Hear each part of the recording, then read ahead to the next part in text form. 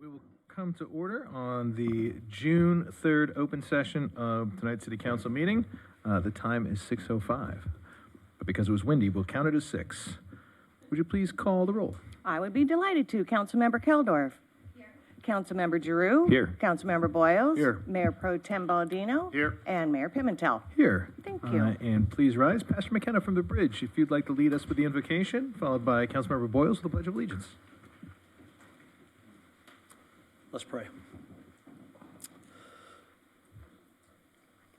Heavenly Father, tonight as our city meets and our leadership, Lord God, as I always pray, I'm thankful for our city officials, Lord God, our council, our mayor, Lord God, the administrators. And Lord, I'm also reminded tonight that how great a city that we live in. And Lord, sometimes that we can take things that we have here for granted. And I pray that we wouldn't do that. Lord, we would be thankful for all that you've given us. And Lord, tonight I'm also carrying the weightiness of seeing things unfold across our nation where violence is happening, people are being hurt and killed. And so, Lord, tonight I specifically pray for protection over our city. Lord God, that you would watch over the residents here, Lord, those that come and go to work. And Lord, I specifically pray for our first responders, especially our police officers, that you would give them wisdom and discernment, Lord God, as they watch over our city, as they keep it safe. And Lord, that you would cover this city, that you would protect it, Lord God. And Father, thank you for the residents of this amazing community. Thank you for the families, Lord God, the moms, the dads, the children, Lord God, our schools and our teachers. Lord, thank you for our city maintenance workers and how you have given us such a beautiful city to live in and how they take care of it, Lord God. And so tonight as we do business, Lord, for our city, I pray that you would just give oversight to the leadership tonight, Lord God, that decisions would be made, Lord God, that would bring glory to you, and Lord God, and Father, that you would be in the midst of this meeting tonight. We pray this in your name. Amen. All right, please face the flag and join me in the flag. Pledge allegiance to the flag of the United States of America and to the republic for which it stands, one nation, under God, indivisible, with liberty and justice for all.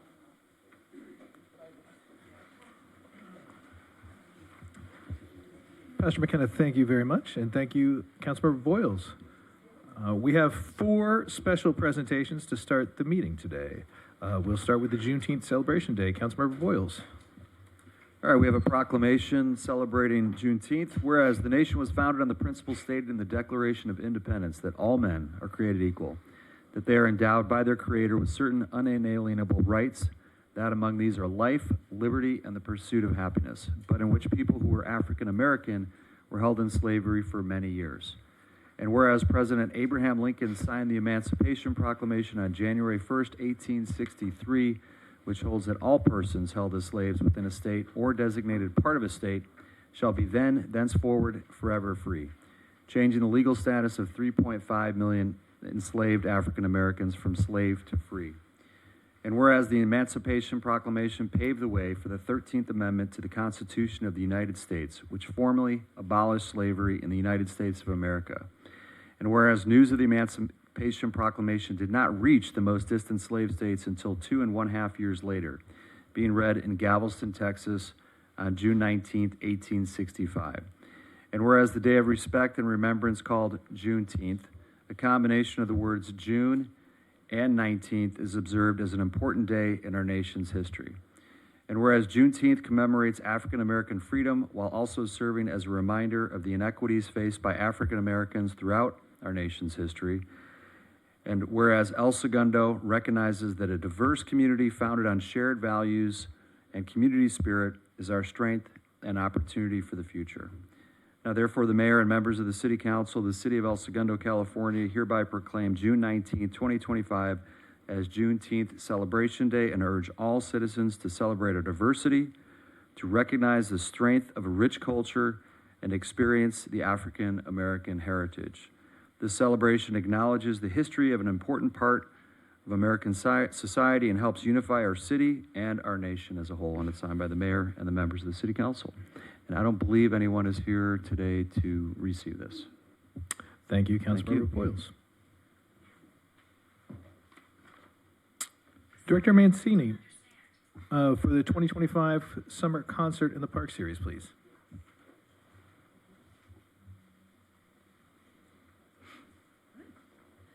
Good evening, Honorable Mayor and members of the City Council. Well, I'm excited. Summer is upon us. It's hard to believe. And we will be kicking off our very popular Summer Concerts in the Park series in just a couple of weeks on Sunday, June 15th, which is Father's Day, I believe. And our concert series will run for 8 weeks with a concert every other week during the summer. And concerts will begin, the activities will begin at 4 o'clock on Sunday afternoons, with music starting at 4:30.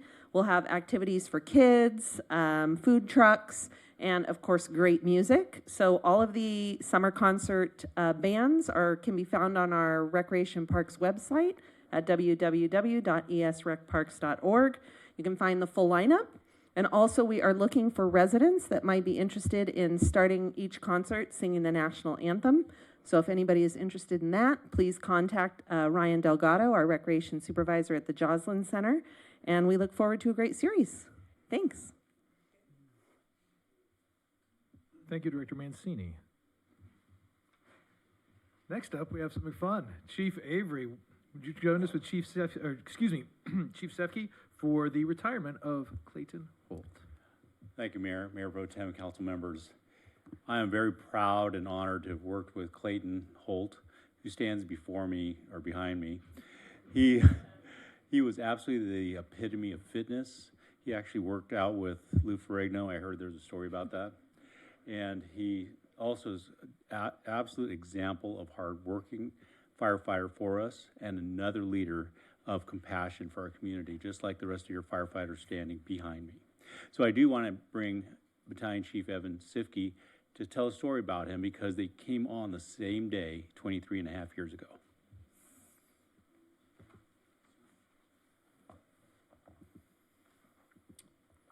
Good evening. Appreciate the opportunity to say a few things about our newest retired member, Clayton Holt. Engineer Holt was hired as a firefighter with the City of El Segundo on January 11th, 2002. I personally worked side by side as a firefighter with Clayton for 2 weeks while deployed on the Southern California firestorms of 2003. His strength and previous wildland experience that he brought to the deployment was an asset to the team. He was promoted to the rank of fire paramedic in November of 2015. During his time as a paramedic, Clayton was known for his compassion and taking the extra time with the patients under his care to ensure that they felt comfortable and cared for. He has performed confidently and professionally in some of the most stressful medical calls. His expertise is to be commended. A couple stories that they passed along to me, some people just remember him for holding patients' hands and just making them feel really comfortable and cared for and the focus of his attention. So in June of 2019, he was promoted to the rank of fire engineer, where he carried out the remaining years of his career. His most recent noteworthy event was his deployment to the Palisades fire, driving and pumping Engine 32 as part of the South Bay strike team, courageously helping save countless homes. After nearly 23 and a half years of dedicated service to the City of El Segundo, Engineer Holt retired effective May 30th, 2025. On behalf of the men and women of the El Segundo Fire Department, we wish you a fulfilling and health-filled retirement. You will be missed.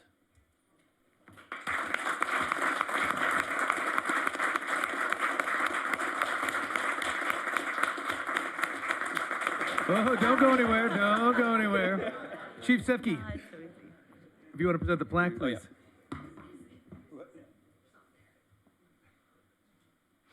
Wow. All right. Well, you got to say a few words. Oh, you got the mic. Just overwhelmed with gratitude, and I feel like in many ways coming to the City of El Segundo was one of the best decisions I've ever made in my life. And I'll always look back to the times I spent with all the firefighters and the members of the city council and the people who live here. It's a really wonderful community to be a part of, and it's a big part of who I am, and I thank you all from the bottom of my heart. My life could not be any better, and that's a big part of being here. Thank you.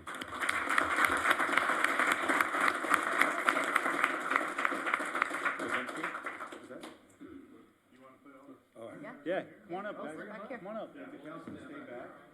Wow. Back there. Come on up.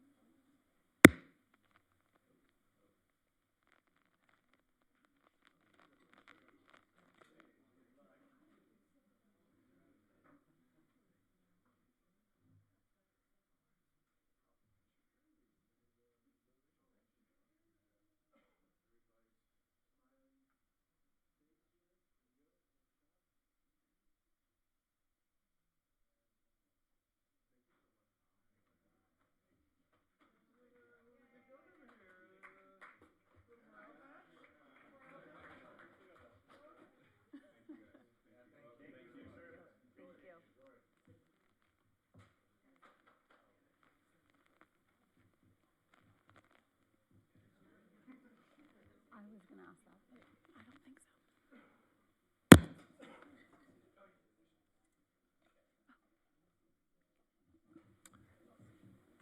All right.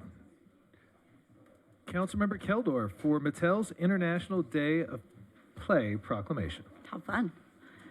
All right, proclamation by the City of El Segundo. Whereas June 11th is recognized by the United Nations as International Day of Play, celebrating the importance of play to the development of children worldwide, and play is a fundamental right of every child and powerful driver of development, creativity, and emotional well-being, helping shape confident, compassionate, and capable individuals. And whereas for 80 years, Mattel has been a global leader in play, enriching the lives of children with an iconic brand, fostering imagination, discovery, and lifelong memories across generations, and positively impacting communities worldwide. And whereas Mattel has been a driving force in championing the International Day of Play through innovative programming, advocacy, and outreach, demonstrating how play can be a unifying force that transcends language, borders, and backgrounds. And Mattel's Play It Forward initiative embodies its deep-rooted commitment to give back to children in underserved communities around the world. And whereas Play It Forward Global Volunteer Week is a designated period each year where Mattel's global offices host a week of opportunities for employees to share their time and talents to support their local communities. With participation from over 30 global offices impacting thousands of children and benefiting more than 100 nonprofits worldwide, the occasion has quickly grown to support Mattel's volunteer and philanthropic efforts all over the world. And whereas in the City of El Segundo, Play It Forward Week events will include June 10th, Mattel Volunteers, building over 1,000 play kits, and on June 11th and 12th, June Epic Camp Mattel themed play days with 600 kids from the Boys and Girls Club of America, Save the Children, Easter Seals of Southern California, Good Plus Fund Foundation, including children affected by the January 2025 wildfires, featuring major Los Angeles sports teams that also call El Segundo home, such as the LA Kings, as well as the LA Football Club, LAFC, ESMOA, Inner City Arts, the Los Angeles Natural History Museum, Los Angeles Public Library Foundation, and Project Camp, coming together to host the ultimate play date at Mattel's El Segundo headquarters. Now, therefore, on this third day of June 2025, the mayor and members of the City Council of the City of El Segundo hereby proclaim June 11th International Day of Play in El Segundo, and the week of June 9th to the 13th as Mattel's Play It Forward Volunteer Week, and further commend the Mattel Children's Foundation and their participation in significant support to the community, and Mattel for 80 years of leadership, innovation, and generosity, and for its outstanding contributions to children, families, and the power of play. Mattel's numerous contributions for the benefit of all residents of Los Angeles County make them a cornerstone for the advancement of youth in our city. Thank you very much to Mattel, and to accept the proclamation is Corinne Murat, Director of Government Affairs. If you want to come on up and say a few words. Thank you for the recognition. Good evening, Mayor Pimentel, members of the City Council. Humbling, all that. Thank you. I'm honored tonight to accept this special recognition on behalf of all of the nearly 1,800 Mattel employees in El Segundo. We are proud to call El Segundo home of our global headquarters, and we're engaged in our community where we live, work, and play, all of us daily. We have recently reaffirmed our commitment to El Segundo, and some of you may have heard already, with a significant investment in a new building, a new facility, and a global design center on Nash and Grant that will replace our facility on Mariposa. We're looking forward to many more years working in El Segundo together. The toy industry presence in town has also expanded significantly, and we're proud to be that anchor.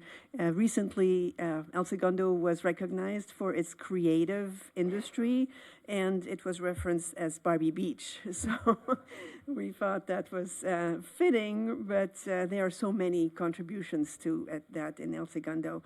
This year, you mentioned, marked 80 years since Mattel started in a garage. And we are celebrating the occasion with 80 moments for 80 years, including next week, where we will have 600 kids over 2 days to celebrate International Day of Play, and we are very excited about welcoming all of them, and I hope some of you as well to come and join us. The United Nations celebrates now International Day of Play on June 11th. Their theme is Choose Play Every Day, and I hope we will all do that and play together. Thank you.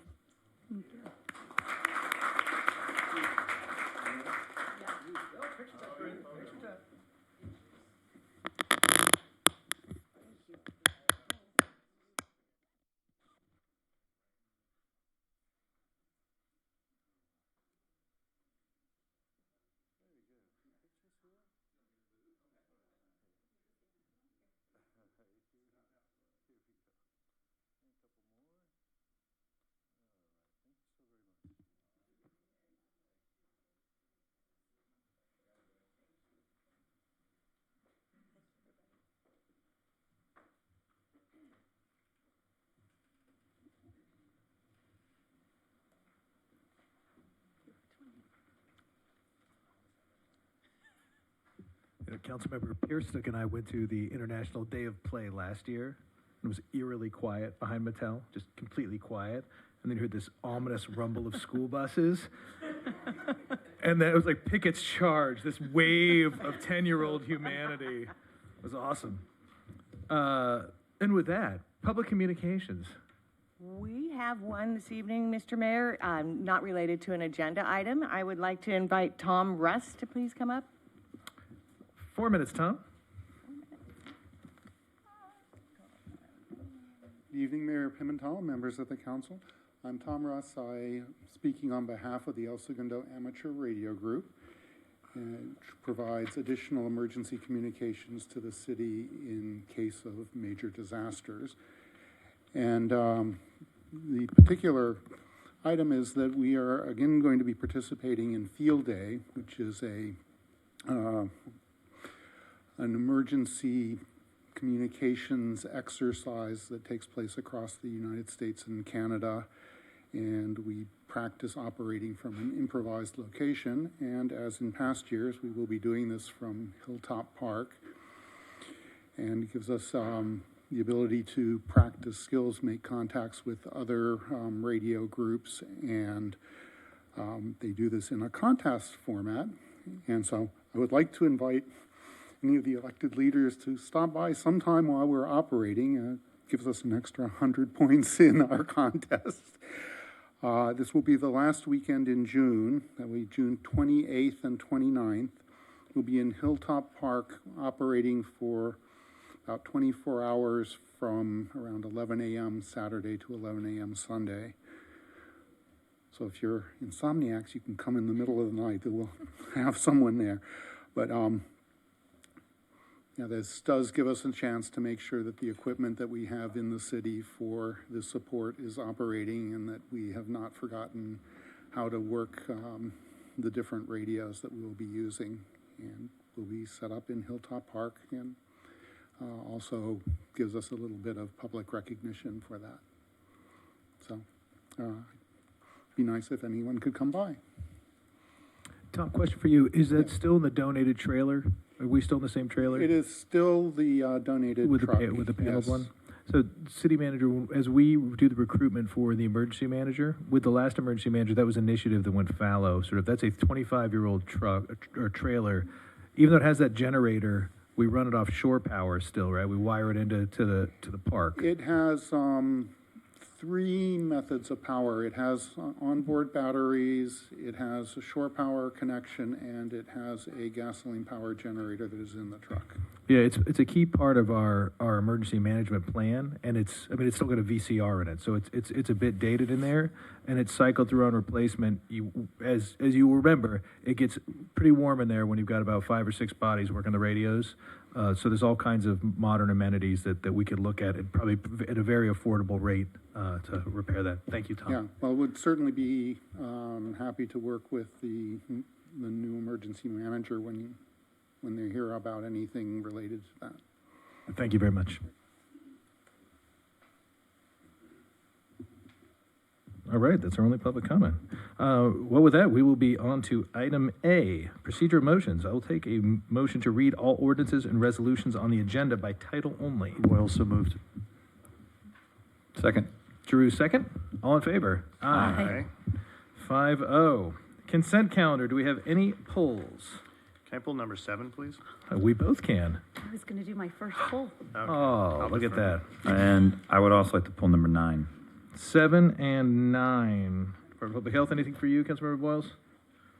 All right, I will take a motion to approve item 5, 6, 8, and 10. So moved.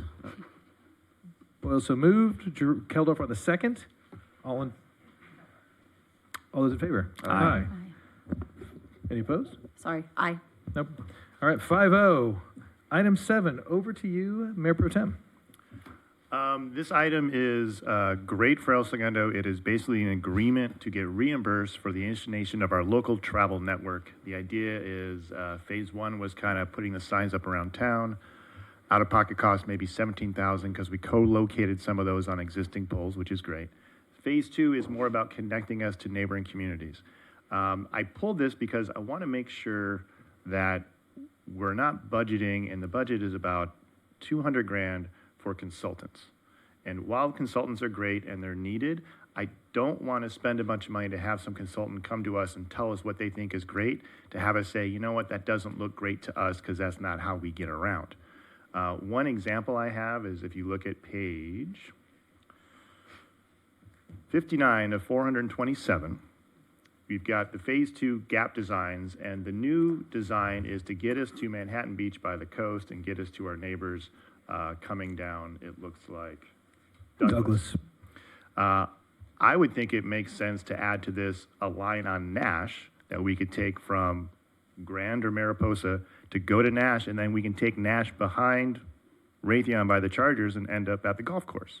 It makes sense to drive a golf cart to the golf course. So I don't know if there's an appetite for I hate to use the word ad hoc committee, but I would like there to be local input and control over this money we're spending on people to tell us which streets are safe to drive on, because people who live in town, we have a pretty good idea of that. Have I got a deal for you? Oh, sign me up. So we torture this thing at the COG Transportation Meeting, which is where this money comes from. And so that's the one positive thing. And my problem with this is that there are two macro phases to the development. And every time we go to the regional meeting, they discuss phase 1 as connecting us, and it has to be 35 mile an hour and below streets, connecting us east, down Douglas, and to the eastern part of Manhattan Beach, and then from there east to Hawthorne.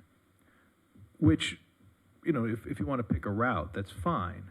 But what our case, and I know Elias and I, you're both in the same meeting, that we continually make to the COG, is that no one is taking their golf cart over to Douglas to go down under the railroad tracks to pop up to go to Trader Joe's or something in Manhattan Beach.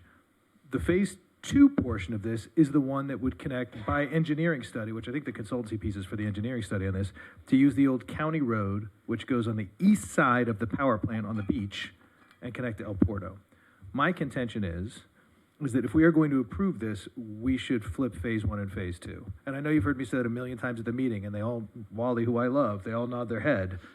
And then it keeps coming back the same way, telling me phase 1 is going to drive us on a golf cart down to Douglas, which no one is going to do. So if we are going to approve this, I would strongly say we would approve this only if you were going to connect us to El Porto on the beach route. And we can deal with the city of LA to get us down the west part of Grand.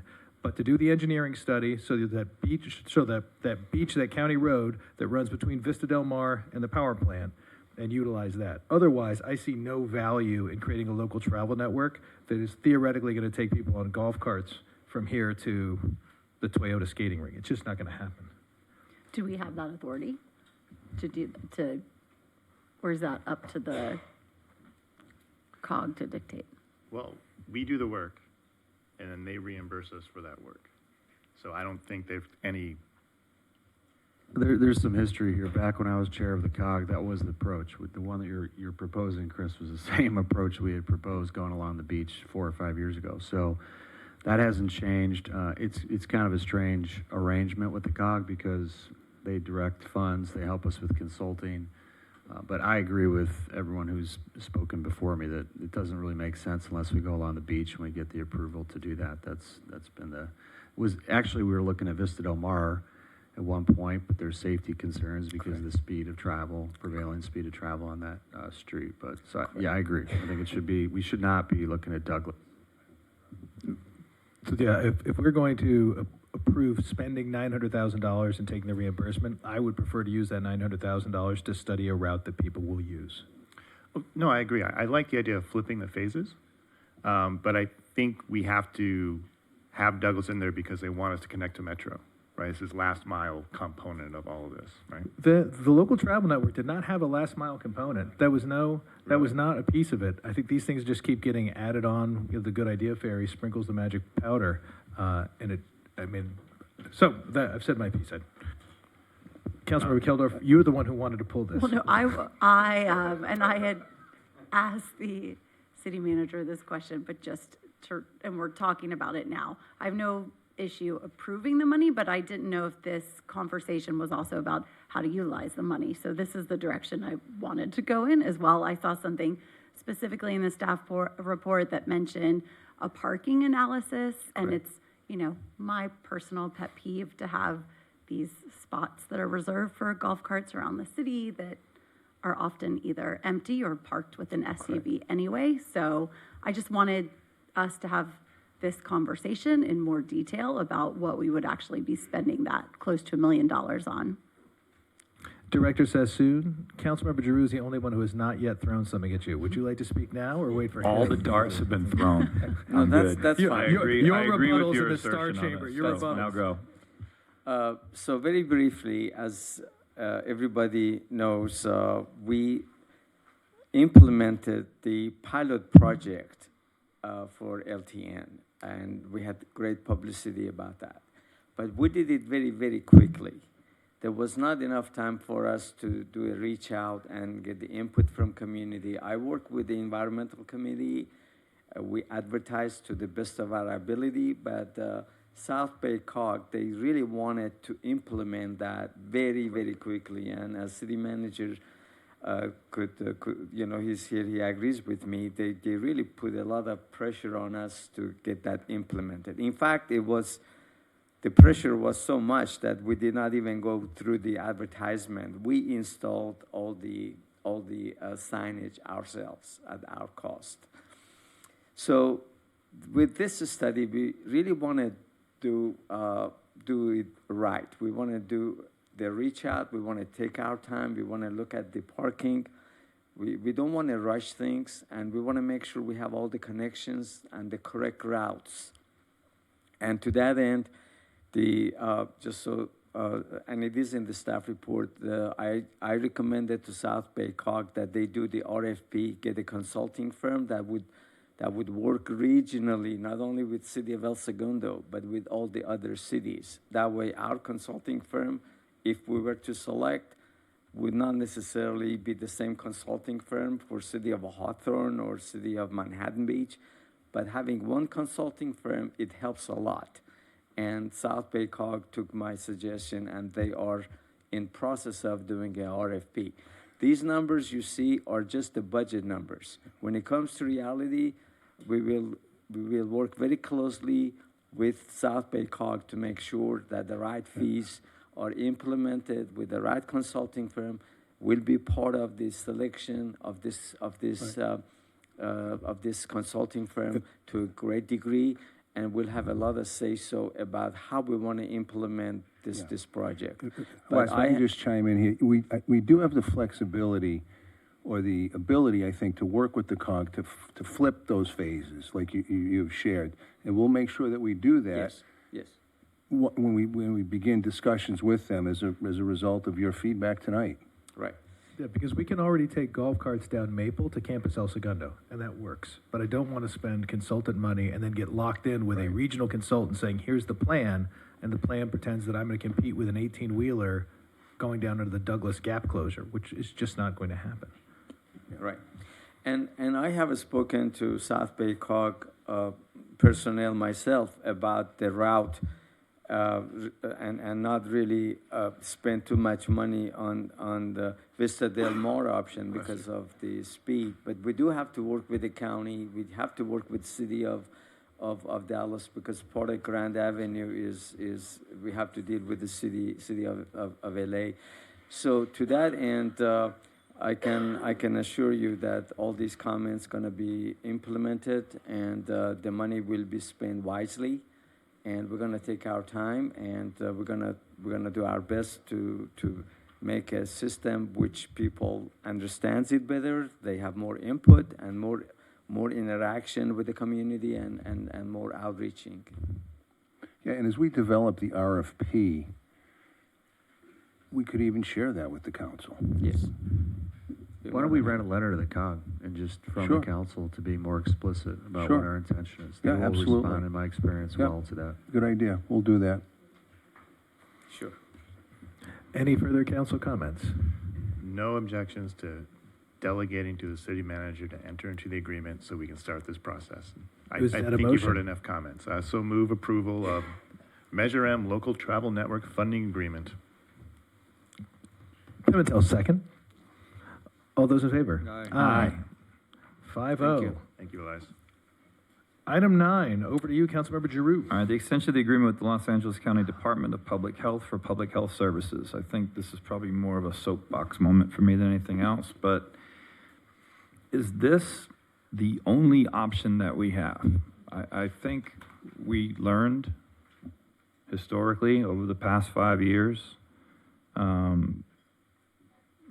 that this has been a challenge when you have the LA County Health Department doing this, locking us in again. I mean, I'm trying to figure out what is it they actually, what are we buying into when we do this?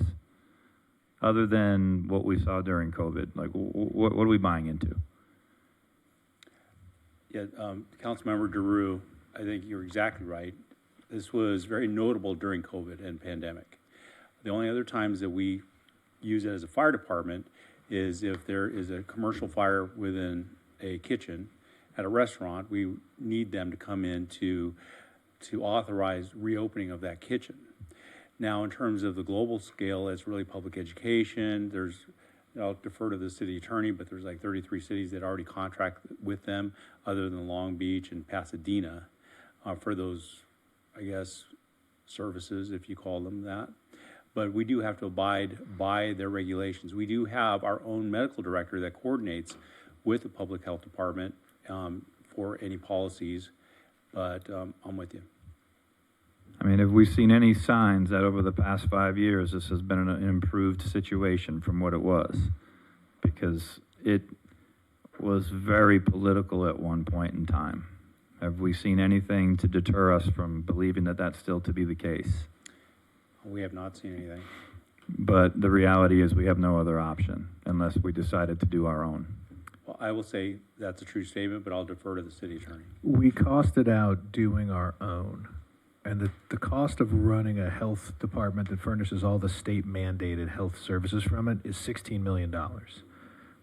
Because we looked at it, we looked at it as the beach cities north of Redondo, so us, Hermosa, Manhattan, Inglewood. If we got together and tried to do this, it was going to cost us $16 million was the all-in for it. And it just became unappealing. So that's why the only independent cities that do it have been doing it since they were founded. So Pasadena and Long Beach are the only two that go it alone on this. And even then, if you talk to Pasadena, well, hey, what's it like? They, I think, would rather have had the county doing it because people just throw rocks at you. I mean, it's not pleasant. All right. Thank you. Thank you. You gonna move approval now, Lance? No. I will move approval. Keldorf on the second. All those in favor? Aye. Opposed? No. 4-1. All right, that gets us through the consent calendar, which was partially consensual. All right, public hearing. Visit time and place here to fix for a public hearing. City clerk, was proper notice of the hearing given in a timely manner? Proper notice was given in a timely manner. Excellent. We will have item 11, which is a public hearing for approval of the proposed fiscal year 25-26 city operating budget, capital improvement program budget, GAN appropriations limit, and associated financial policies. City Manager, who will present on this item? Yes, our Chief Financial Officer, Paul Chung, will present the item, but I just will kick it off by just saying once again that I want to thank certainly the council for all its input during, I think, our May 5th budget workshop, lengthy budget workshop, where we pretty much went through the entire, every department and every line item for the most part. I want to certainly thank Paul and his staff and all the department heads. This budget has been in the works now for probably since, February, even January. So as you know, a lot goes into this. We are proud to be presenting a balanced budget this evening. Paul will be presenting kind of a condensed version of what you saw back on May 5th with the incorporations of the decisions that were made during that budget workshop. And any other changes or modifications you'd like to make tonight, we'll certainly incorporate those if necessary. So I'll turn it over to Paul. And before you begin, has there been any written public comment? We're on the same page. There has not. Thank you for asking. And are the lights of the appropriate hue? Well, we're My working script on says that. to change the lights. You said you weren't going to say anything. I read everything you put Okay. down. Both lights out or one light out? This is good? We can see, no glare? All right. You may proceed. All right. Well, thank you, City Council, and thank you, City Manager, for the introduction. And even before I begin, I do want to turn over to my staff. I have Vicky over here, I got Dino, and some of the other staff that's not here tonight that's been involved in this budget process since the beginning of January. So I wanted to commend their efforts. We not only had the budget, but we're also implementing an ERP system, which takes 3 or sometimes 8 to 9 hours in our day. So it's been really busy with finance, but they've really been digging deep and getting the budget together. So I really want to appreciate their work and acknowledge their efforts on packaging the budget together. Also want to acknowledge the executive team. Without them and their analysts, we weren't able to package the budget together. So I really want to thank their efforts. And of course, I turn it over to City Manager for his efforts and his leadership through the budget process. And lastly, of course, Council and meeting with us and going through the process, because this document is important for the community. With that said, tonight's presentation is a public hearing and an adoption of the proposed fiscal year 2025-26 annual operating and CIP budget. Regards to timeline, as I mentioned, we start this process in January, and back a month ago, May 5th, we had our budget study session where Council directed staff on certain items to be revised in the budget. So I'll be presenting that tonight in regards to what changed from our May 5th meeting, and then we will adopt the budget. Regards to presentation, it is a condensed version of our May 5th study session. I will highlight what changed from our budget study session. I will go into some of the overview of our revenues, expenditures, fund balance, and our 5-year forecast, and lastly, our CIP for next year.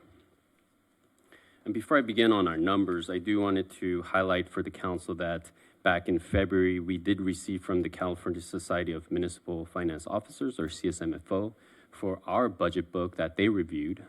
This process, we've applied for this review annually, and we received our Meritorious Award from CSMFO, and we've been getting this award annually, but Meritorious Award is really just kind of, I look at it as AYSO, and you have a participation medal for just participating. If you apply, they tend to give you that award, but the most important thing is the feedback you receive from the various reviewers. What works for your budget, what's great, what can you beef up, what can you do better so that you could provide additional data for the community and the readers for the budget. So we incorporated that feedback, and this year, which is part of your attachment of the staff report, the staff and I, and specifically Liz, our management analyst, and Leanna, our admin tech specialist, the three of us really worked on really kind of beefing up our budget. And you'll see that as an attachment. We've included some of the council pictures as well. But beyond that, we really worked on department narratives and org chart, updated the El Segundo demographics, the history. We also included a page for GAN appropriations limit.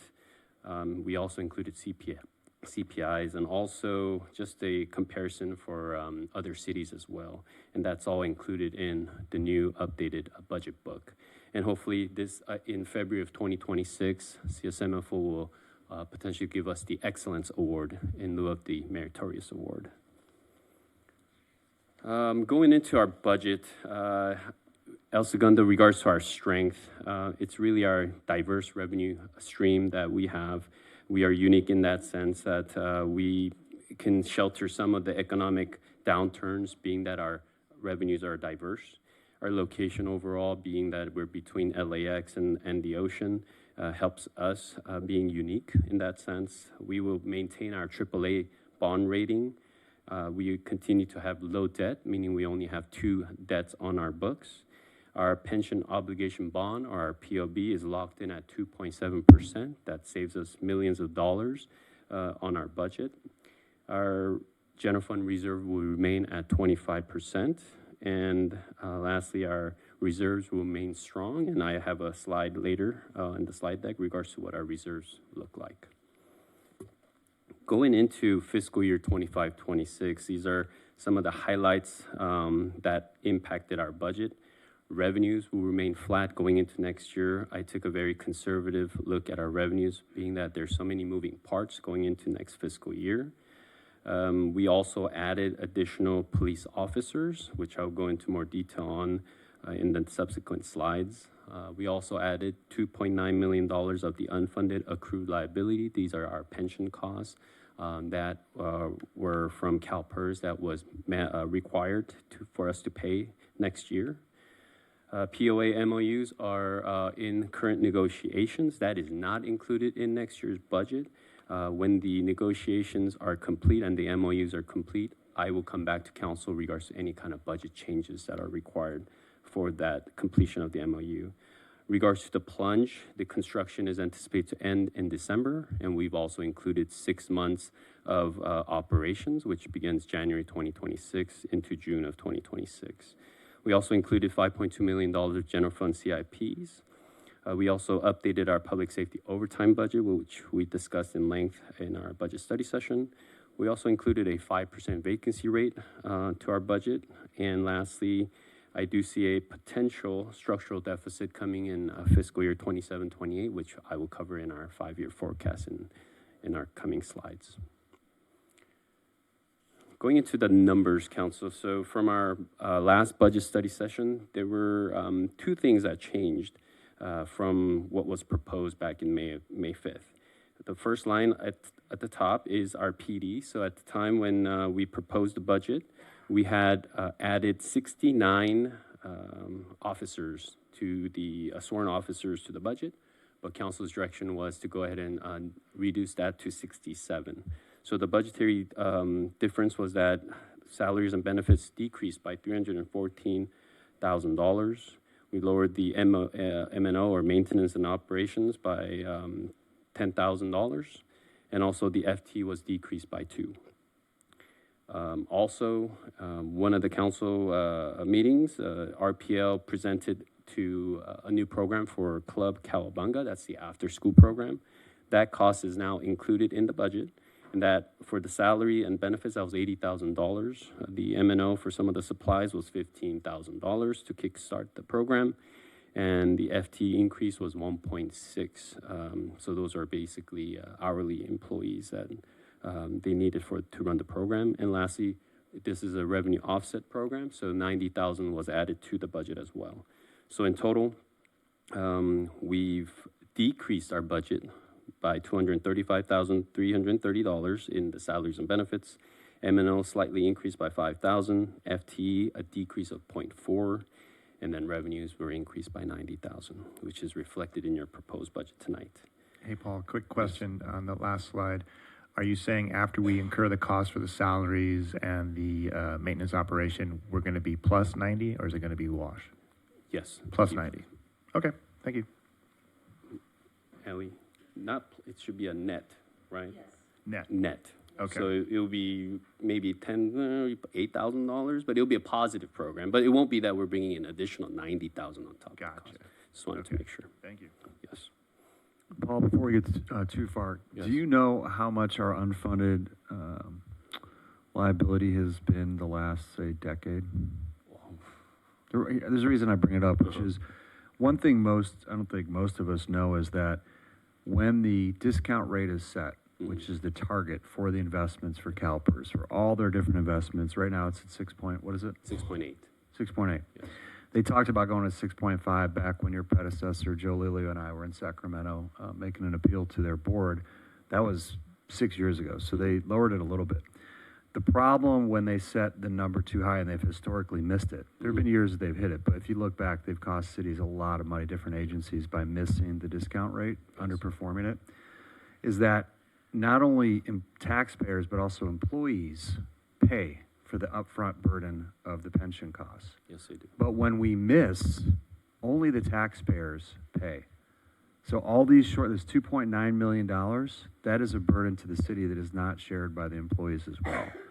So I just want to point out that it's an inherent flaw with the CalPERS system and a lower discount rate than we're actually achieving on a historical basis, and one that continues to cost our city's money, this city money, year over year.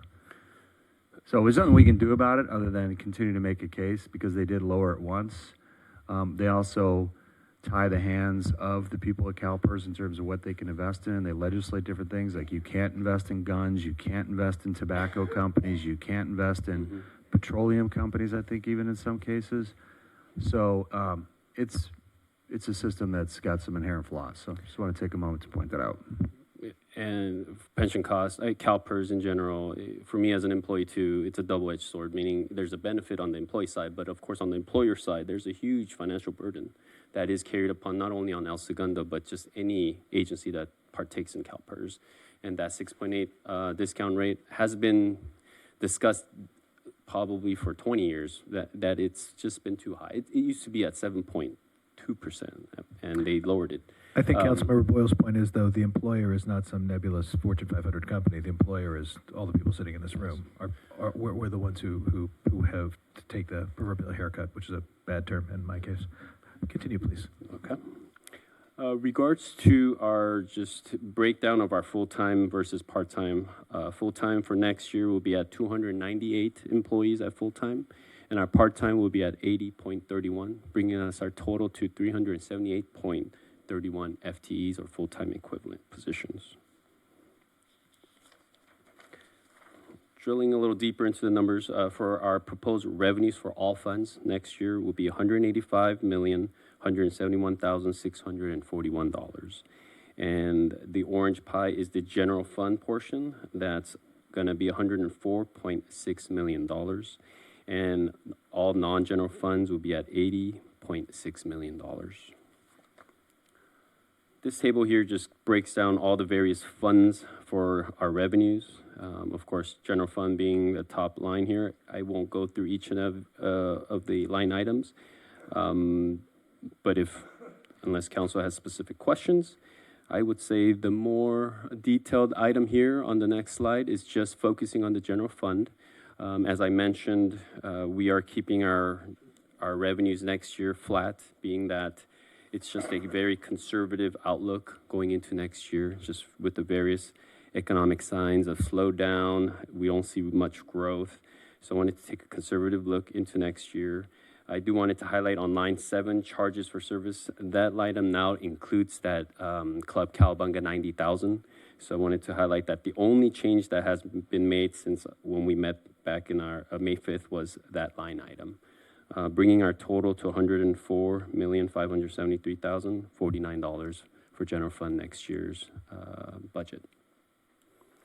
Regards to appropriations, our total funds appropriation next year is $218,850,160. The orange line is the general fund, $104.7 million, and then the blue pie is anything non-general fund, and that's $114.2 million for next year. This table here just breaks down all the various appropriations or expenditures going into next year. Of course, general fund being the biggest portion of the expenditure. And as I mentioned, the total expenditures for next year is $218.9 million. Just focusing on the general fund appropriations by department. The top two are police and fire, is comprised of over 50% of our general fund budget. The biggest change for police, the 12%, is really driven by the 5 additional police officers that were added to next year's budget. On the fire department, the reason for the increase of 16.4%, main driver for that is the dispatch costs, which used to reside all in police, has now been split 50-50. So 50% sits with police and 50% sits with fire, and the total cost of dispatch is $1.2 million. Just going down the line here on line 5, non-departmental, an increase of 11%. That's really driven by our insurance costs for liability, general liability, and also our workers' comp. And hovering back down to line 9 of city manager's office, a 12% increase. That's really just driven by unfreezing of a position from this year. Next year, the position for senior management analyst was unfrozen and included in the budget. And the remaining line items are small changes. Some departments saw a slight decrease. Okay.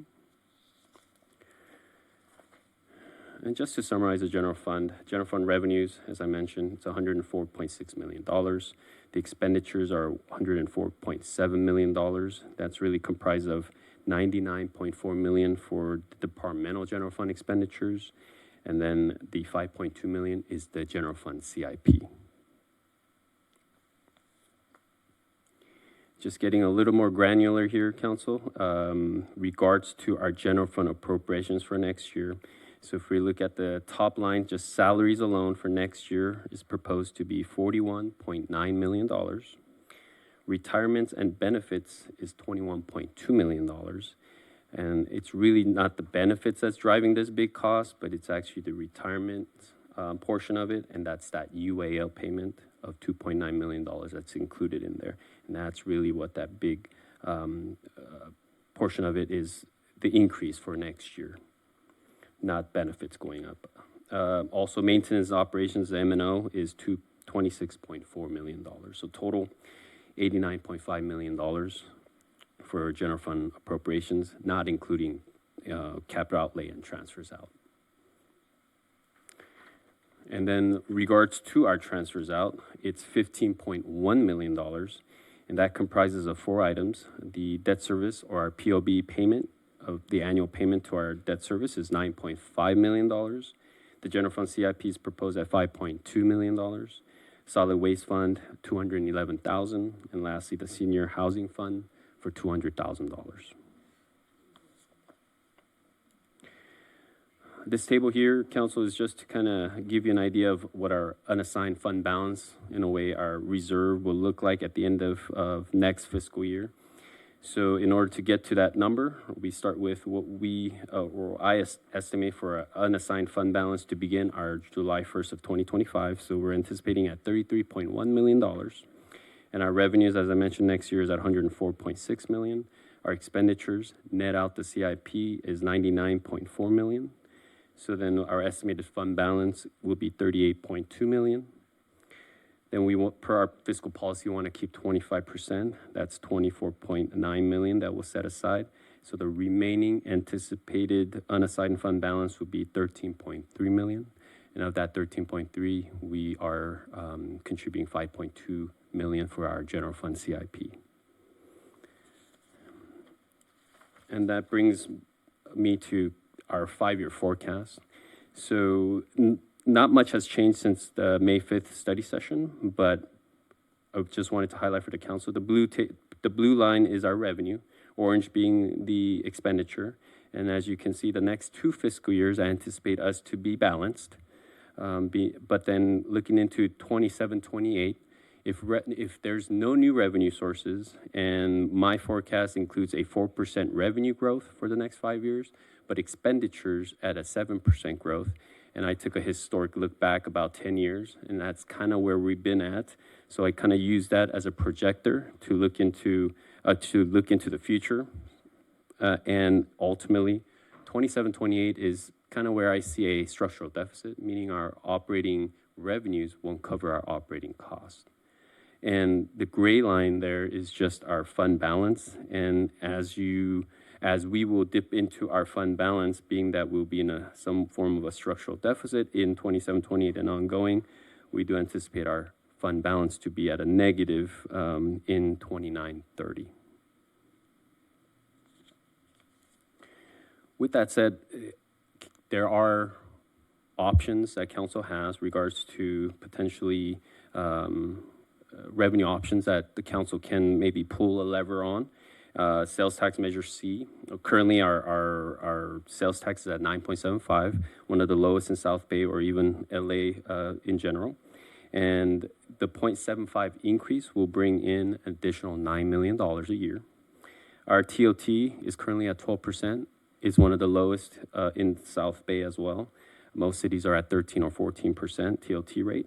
A 1% increase will bring in additional $1 million approximately. Also, our utility users tax is also one of the lowest around South Bay at 3%. Most are at 4 or 5%. And if we were to increase that by 1%, depending upon which utility we were to increase that, we're looking at $500,000 to about $1 million annually that will bring in additional revenue. And lastly, the Chevron TRA agreement is due to expire on September 2027. So that might potentially bring in additional revenue as well. Regards to our overall reserves, our general fund reserve at the end of next year, keeping at 25%, will be $24.9 million. Our economic uncertainty reserves remains at $2 million. Our OPEB reserves at $36.7 million, pension trust reserve at $6.3 million, and our general fund CIP reserve at $400,000. So last few slides here for you, Council. Regards to our CIP projects for all funds. So our carryover projects, basically any projects that we're not finishing this year that's carrying over to next fiscal year, that's $14.3 million of CIP that will carry into next year. Regards to new CIPs, that's $14.5 million. That comprises of $2.1 million in the transportation funds, which is the road work, road pavement. The $5.8 million is from our enterprise fund, our water fund, and our wastewater fund for our pipes. $500,000 from special revenue funds, $800,000 from our stormwater fund, and lastly, $5.2 million for our general fund. So the total CIP for next year, you're looking at $28.7 million or $28.8 million. Regards to the general fund CIP, I know we went to discussion in length in our budget study session, but nothing has changed. These are the projects that were presented to you back on May 5th, and that's the $5.2 million worth of general fund CIP that's listed here.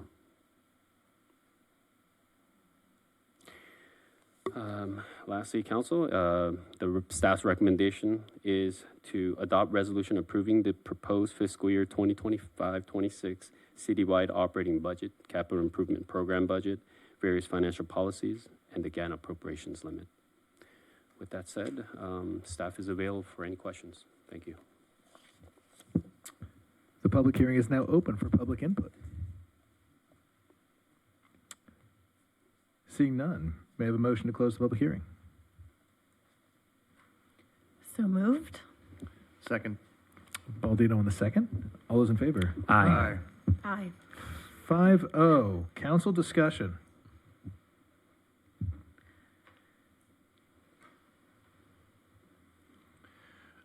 We talk about the budget for more than just this meeting, just so everybody knows. Like, we work on these numbers, we review them. The last study sessions, we're really trying to move things around. So this is kind of like what we've asked the city to do. So don't be shocked if we're sitting up here saying, okay, you've done what we've asked you to do.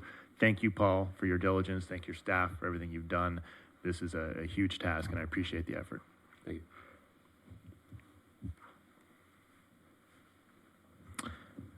Couple quick questions. I noted that we're paying that $2.9 million, or we paid it, and we paid it out of the general fund and not out of our pension trust.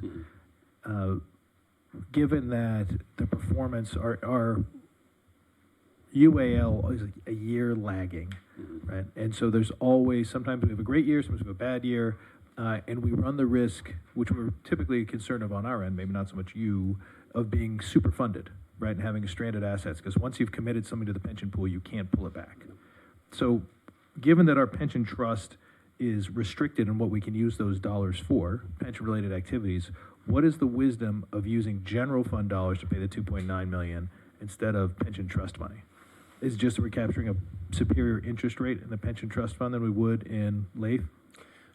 Absolutely, and I do wanted to emphasize that they're actually 2 years behind. So CalPERS, when they close their books June 30th this year, we won't see that impact for another 2 years. So they're always lagging back 2 years. But going back to your point, Mayor, yes, it's really driven by the pension fund that we have separate has been earning quite a bit better than what CalPERS would bring at 6.8%. Even the CalPERS CEO about a month and a half ago kind of forewarned or foreshadowed that things are not looking really good on the investment side on their side, and they're kind of telling all agencies to kind of brace for a big UAL payment, probably recalculating for the next 2 years into the future. So with that said, I feel that it's prudent for us to keep our pension fund separate, so that being that it earned, I think when we met, it was close to 9-10%. Even there were times when we were earning 14%. So I would say that's better to keep it there, that it earns just more interest. Very well. And with that in mind, also I noted that we kind of celebrated the last 2 years of our superior gains in just interest earnings on our investments. We forecast a $5.8 million improvement this year, which is, last year, we sort of jumped up and down when we got $5 million. Are we confident in this environment that we'll be able to achieve that with our conservative governance of our investment portfolio? Yes, and Dino and I, we actually go through it in detail. And being that we are locked in, most of our investments are locked in at 4.5 to 5%. We feel that for the next at least 2 years, 3 years, that we reap that benefit. Now, of course, if the Feds start decreasing the rates, then we would have to kind of reconfigure our portfolio. But for now, the city treasurer that I know stepped down in January has done a fantastic job locking us in 3 years, 5 years, and we are going to see that benefit at least for the next 2 years. So I set that up for you? Yes. Just a frame of reference, right? We pay $9 million a year on our pension obligation bond, but we're making $6 million back just on interest. That's a nice get. Yes.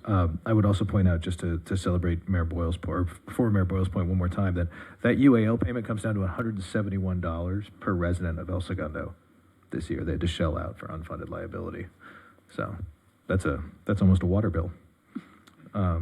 Now, if the council didn't issue a POB bond and locked in at 2.7, we're probably looking at additional $2 million on top of that 2.9, so close to $5 million.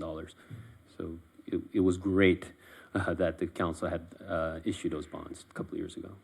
We already hired you. You don't have to. I can't take credit. It happened pre me, so I'm not trying to take any credit. We know. Yes. With that, anything further from the council on this? Because we can take all items on one motion. Oh, I had one last question. We had talked briefly at the last study session about collapsing the Economic Uncertainty Fund into the general fund, because that was established at a time when we were only setting aside 15% as a reserve. Now that we're at 25% reserve, we're almost double saving.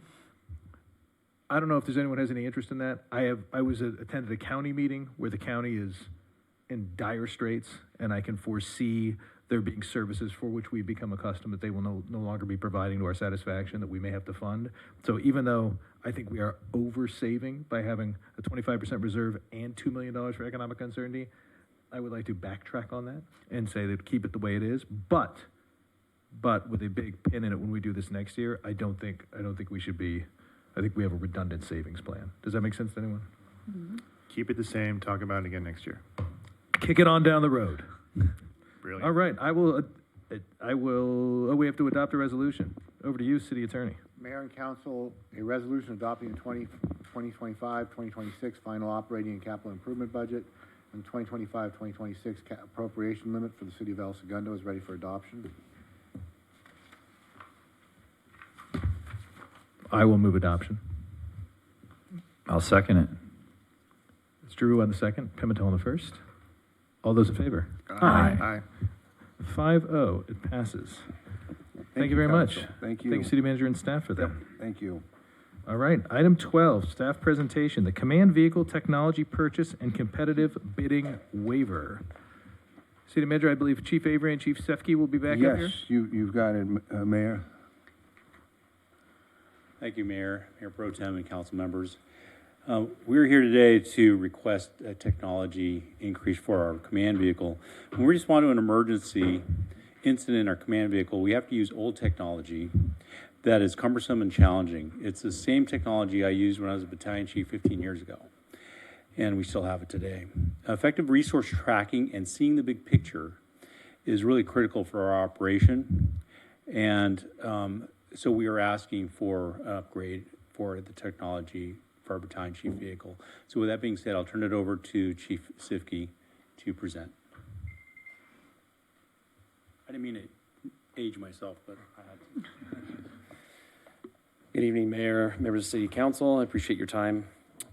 Just to start this off, question, is why do we need this? There's a lot of different reasons. One is that, when we make those decisions out in the field on any type of incident, we run on all different types of incidents, is just improving our situational awareness and the tools that we utilize to get the most up-to-date and comprehensive information in order to make those decisions when we start deploying resources, whether it be an active shooter, whether it be, a structure fire or the like.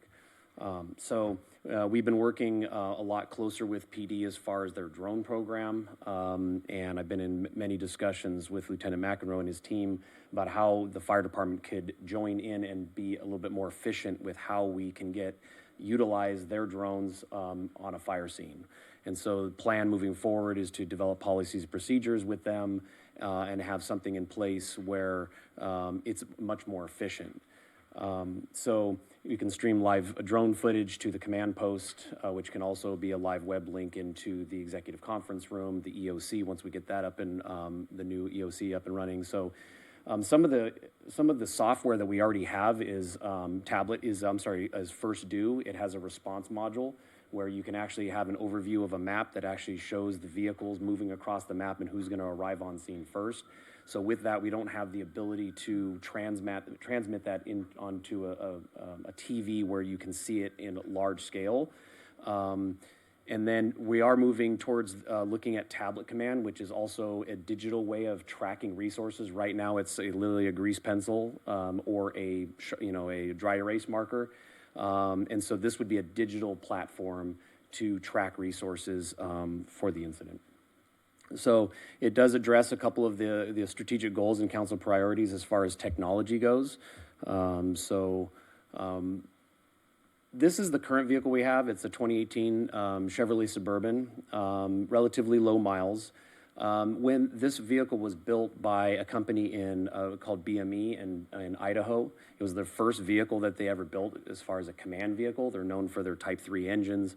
The technology, quite frankly, that was built into it is substandard even for 2018. So we are looking to add a couple different radios to this vehicle we want to upfit, television displays, and then we don't have a reserve command vehicle. So if this vehicle leaves on a strike team, like the Palisades, we don't have a command vehicle adequate enough to run an incident in the city. Or if it goes in for service. If it goes in for normal maintenance or repairs, we don't have a vehicle to move back to that's adequate. So as I said, antiquated technology.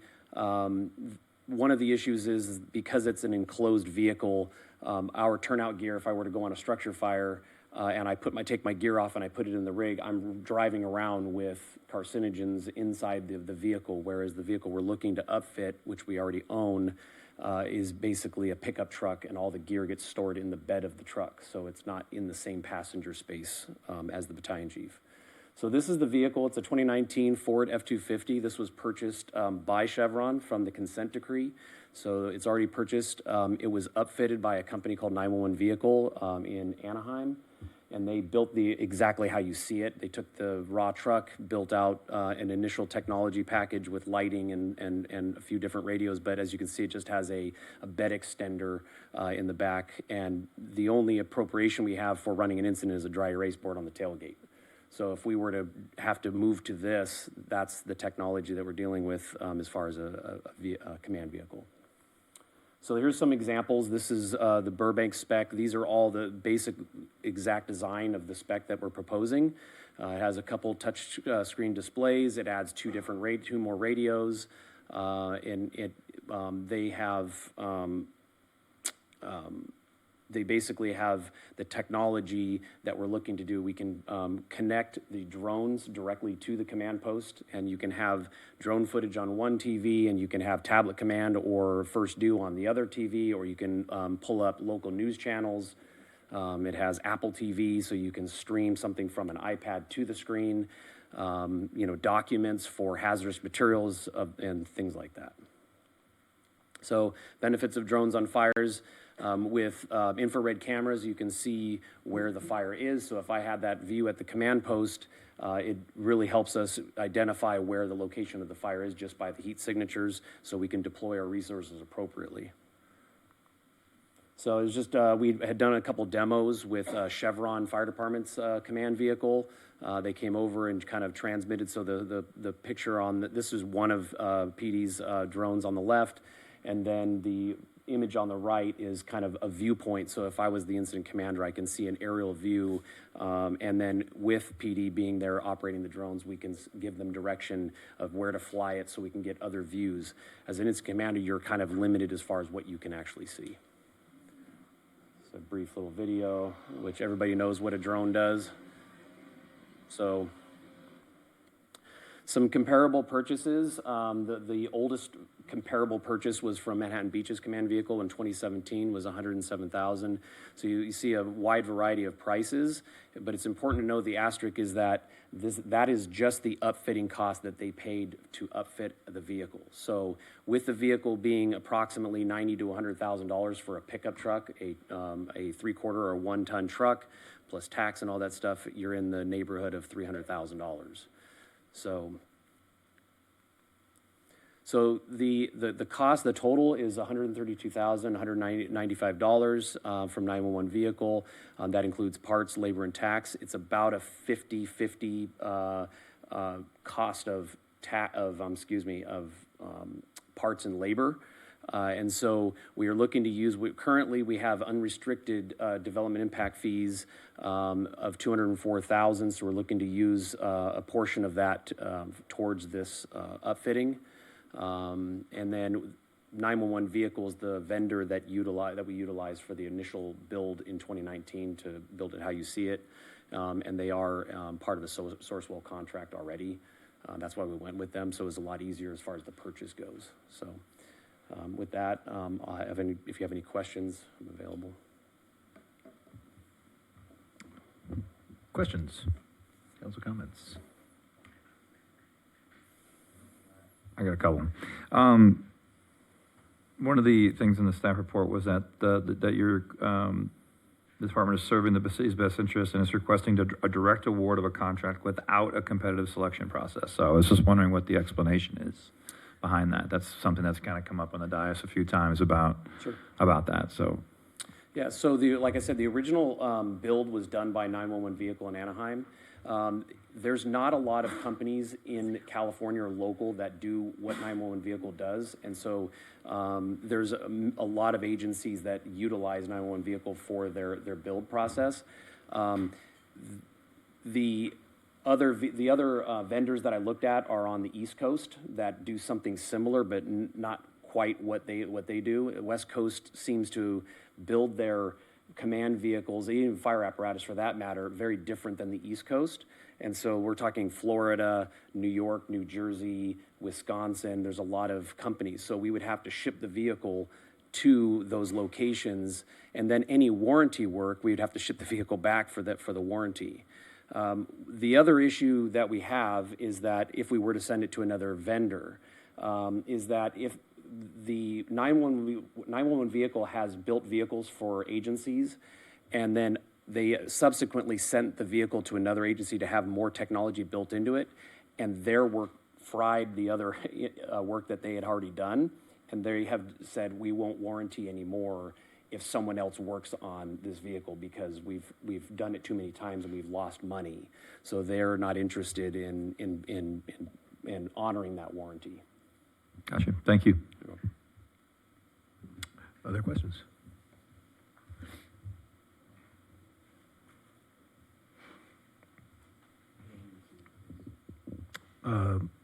One, I think that one of the points of emphasis we've had for public safety is utilizing technology, so I'm glad we are looking at these things. My concern is that this particular array of capabilities is evolving very, very quickly. And we've bought the right now technology through the police department, but the command and control systems for drones and the miniaturization of radios and the ability to use internet-capable radios is all happening very, very quickly. And by the time we field this system, it will be a generation obsolete. I'll give you a stat that's one of those strange ones, that there is a chance, if a current production rate continues at one of our companies in El Segundo, more drones will be built in El Segundo this year than will have been built in the entire history of the United States. That's how quick this is evolving. And they're controlled by phones. They're controlled from 100 kilometers away by phones, as opposed to architecting a vehicle with giant amplifiers and monitors and command and control. I would submit that there is a chance, if we had an open competition to a company in town and just said, kit out a truck with monitors, ruggedized radios, ruggedized tablets, and drone control, they could probably do it for $10,000. My concern is not about the capability. This is not about, I think this is a worthwhile pursuit and application in terms of total capability, but in the same year that we're spending $1.9 million on a new fire truck, and the year after we bought 5 new motorcycles with a combined grand total of 50,000 miles on them, pouring money, $100,000 into a capability that we will be generationally behind by the time that we replace this vehicle, which is a 2019 truck, so they'll be asking us to replace it next year or in 2 years. I just can't, I just don't know that that's the right use of it. If currently, virtually any scenario that the fire department's responding to in town, the police will be there. And we dial 911, that drone's already gonna be in the air. And it's just a matter of transferring information from that unmanned system between departments, which will be on scene together. I just don't know that spending $130,000 on this capability is, it is a good tool. It is a good tool. I don't know if it's the best value for those dollars. I would rather see it put to the $1.9 million fire truck. But to your point, Christo, as far as technology and the evolution of it, no matter what point in the purchasing process you're going to take down the road, you're going to be in the same situation because it's constantly evolving. Yeah, but that F-150 or F-350, whatever it is, the F-350 from 5 years ago and an F-350 bought now are kind of the same F-350. The seats heat the same. Whereas a drone you purchase now versus the drone command and control system that we can do next year are going to be light years different. And for $130,000, I mean, that is, you could buy a stack of tablets and a stack of drones and a stack of radios and just drive around in the back of that pickup truck. Like, I think that we're buying technology at the government rate and not technology at the real rate. Do we have the ability to buy it at the real rate? If a company would paint it red, it would. Yeah. I mean, these are the same 3 companies that sell us all this stuff at these exorbitant rates, right? So if you went into Radio Shack and painted it red and called it Radio Shack for fire departments, you could triple the price. Let me ask, once the truck is outfitted, how many years of service do you project to get from it? I think it would go at least 10 years. I mean, we're, 10 years at least. And one of the other things is that when that vehicle was purchased, we have kind of an issue with as far as funding in the equipment replacement for the vehicles. Part of the problem with that vehicle is, even along with Engine 32, was from the consent decree was never added to the equipment replacement fund. Well, I will say with Engine 32, the council declined to spend $900,000 to replace the previous engine that year because it was running fine. And there was a little bit of a back and forth about, do we just replace things on a calendar or do we replace them on mileage? And so the council kicked it down the road for 2 years, and then the city of Richmond sued Chevron, and Chevron said, okay, well, we'll agree to buy a fire truck, and we'll just give it to El Segundo. Thank you. I mean, that was awesome. It was awesome. But that was a free fire truck. You said that the current Suburban's got, what, 22.5 on it? Mileage? That was it said, Correct. it said 22,500. It's a Suburban. That thing can run forever and a day. So I'm just saying that if we go ahead and approve this and we're spending this money, that you're not coming back in 3 years and saying, we need a new Suburban. No, absolutely not. Like I said, it does solve our issue. So in other words, with the upfitting of the pickup truck, that becomes our primary frontline command vehicle that stays in the city. And then if a strike team were to occur, or if their vehicle goes out of service, that Suburban is what goes. So that primary vehicle stays here. And so it does solve our issue of not having an adequate command vehicle in reserve. We recognize that it's a lot to maintain reserve apparatus, but that's how we maintain our service, because if something goes out of service and breaks, or we just have engine 33 out right now. And so the idea is that we have something to move up in its place so we can maintain service, whether it be a strike team deployment or for normal preventative maintenance, that sort of thing. So we'll get quite a bit of use out of both of these vehicles for a long period of time. So I'm confident that with the mileage on it, that these will be adequate vehicles for a long period of time. Most of this cost, though, is integrating the system into the vehicle. If you just threw man-portable systems in the back of that, I mean, $100,000 buys a lot of radios and a lot of batteries and a lot of monitors. I mean, That's what I'm struggling with, is I think you said roughly 50% of the 130 is labor. Correct. So at 100 an hour, that's like 600 hours of labor to outfit a vehicle. That just seems to me absolutely. And that's what out I of the think realm we're of- seeing kind of industry-wide with our fire apparatus and things like that. I just got an updated cost on an engine, and it went up from February of last year to yesterday. The price of an engine went up $82,000. And they're doing a 1.5% increase every 3 months. And so there's been a lot of articles lately about, diminishing fire apparatus manufacturers and how they're kind of consolidating. And IAFF is actually looking into kind of this driving of cost, and they're kind of want an investigation into this. So it's just, unfortunately, everything is very expensive, and it takes a lot of time and effort in the way they wire. If you saw this vehicle, that just the way it sits, everything is very neatly, it's very nicely done. but we're It's not- buying it from not someone who thrown just does fire apparatus. If we went to just any sort of aftermarket place and said, hey, I need a truck, and I need my truck to be able to control drones and have radios hooked in and a monitor, I know it wouldn't cost $130,000, right? This is an inward-looking industry, and this is not fire-specific equipment. I mean, it's one thing to have a ladder truck. Nobody else is going to build a ladder truck. Volkswagen's not going to build me a ladder truck.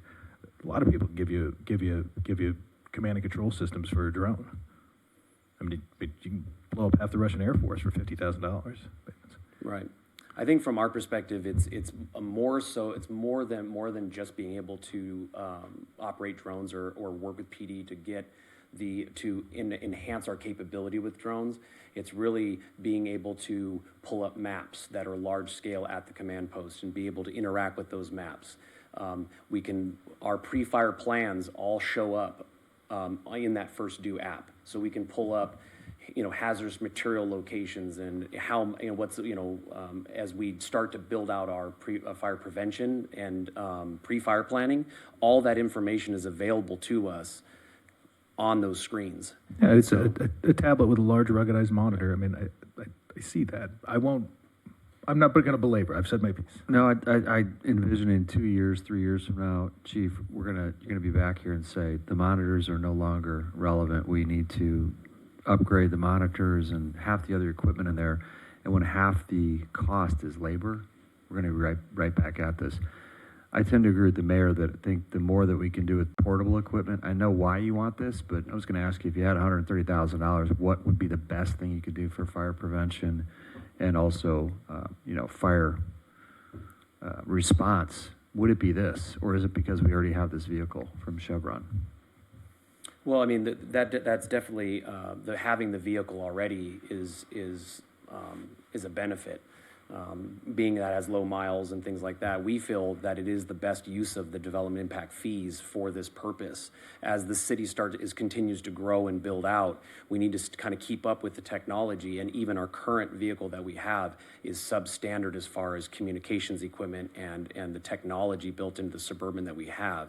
So this is an opportunity to move that vehicle into frontline status with the upfitting, and then moving the other Suburban back into reserve status. And we would no longer be funding the Suburban. Those funds move over, and we're actually super funded in the equipment replacement for this vehicle of about $170,000 of funds that already exist. Whereas the pickup truck doesn't have any funding in it right now. I think it might have $17,000 just because it was never added. And so it does address a few issues. We're going to have about $170,000 super funded into the pickup truck when this gets moved into reserve status. So as far as utilizing those development impact fees, we feel like this right now, because we have funds that I've been strategizing over the last couple of years as far as a game plan to replace engines, to replace rescues, and I've identified equipment replacement funds to do that. So this is just the development impact fees to do this project.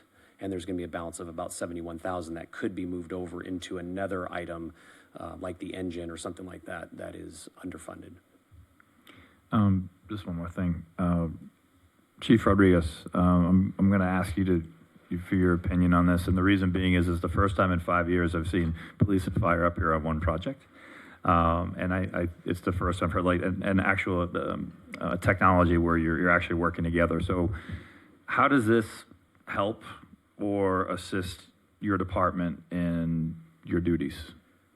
Kind of how was already mentioned, for large-scale events, when we are in unified command, there's definitely a benefit for that. The live stream of the drone, we can do that right now currently with our command system, but it does offer, should we have a large-scale event where fire is doing their thing and we're doing our thing, because many times our kind of responsibilities are different, but yet we are working together, and their ability to see what we're doing, vice versa, is great. So it'll definitely benefit us in that capacity. But on the day-to-day operation, I really can't say necessarily, but for a large-scale event, definitely will be beneficial for them to do that. All right, thank you. You're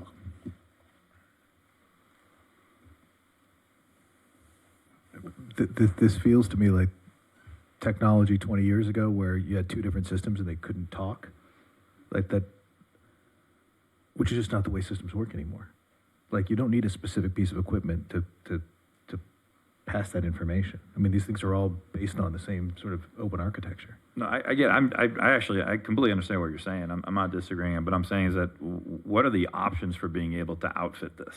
Like, it seems that we have one that's in the state of California to be able to do it. So I'm saying, the things that you're saying, is there an option to go buy things off market, have somebody put them together, and then put them in the truck? I don't believe so. If it was, that'd be great, but I don't think that's an option here. And that's what I think it might be. Say. I think there's probably a very small set of vendors that call on fire stations and say, would you like our fire equipment? It's painted red. It's a good business model then. It's a great business model. Believe me, we're up here writing checks all the time for it. I am not surprised anymore about the increased cost of government goods. When you're dealing with specialty items like fire or police equipment, they are more expensive than you and I would expect to go buy at the store. I also know enough about how little I know about the needs of first responders.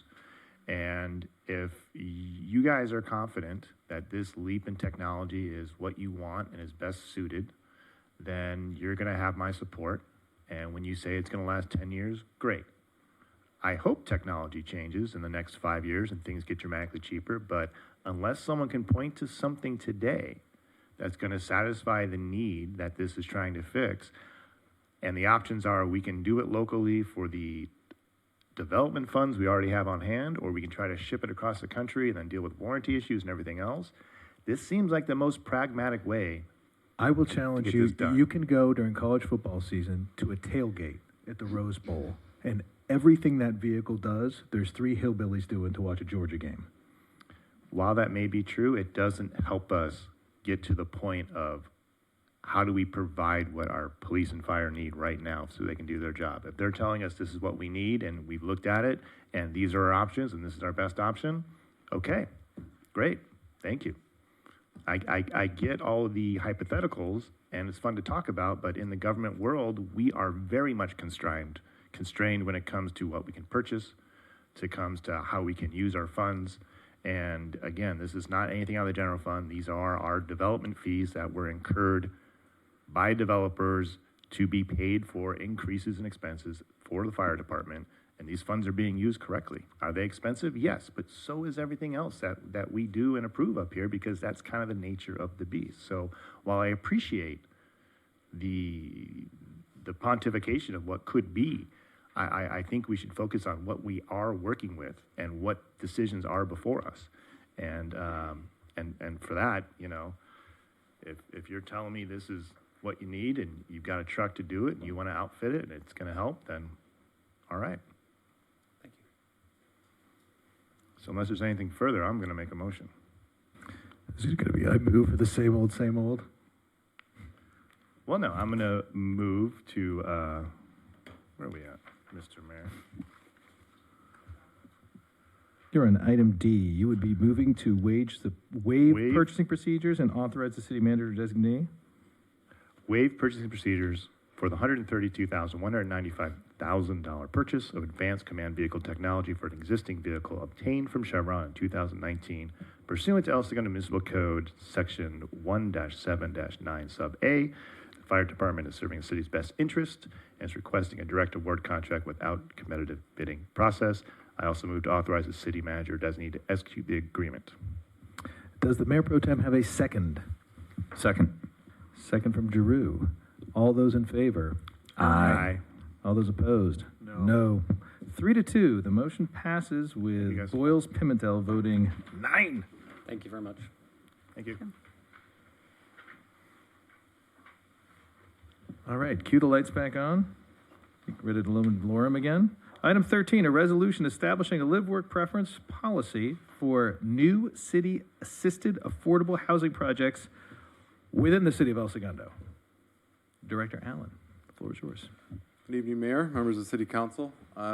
Before you tonight is a resolution establishing or proposing to establish a live-work policy for affordable housing projects that are co-sponsored or assisted by the city through financial means or any other in-kind contributions. Just to give a little background for our viewership to help you understand how we got here today with this policy. This policy is subject to or emanated from the adoption of our housing element, actually 2 housing element cycles ago, but most recently in our current housing element cycle that was adopted in early 2022. One of the programs that was proposed and vetted through HCD, the Community Development, Housing and Community Development branch of the state, was the development of a local housing policy for affordable housing projects.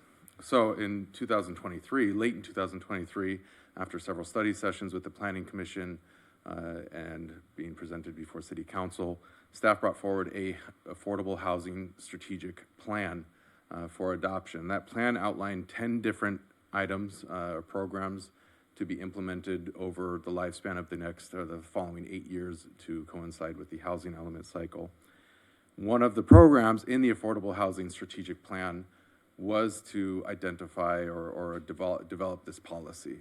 And so through the study sessions, again with Planning Commission, we developed that policy in the last year.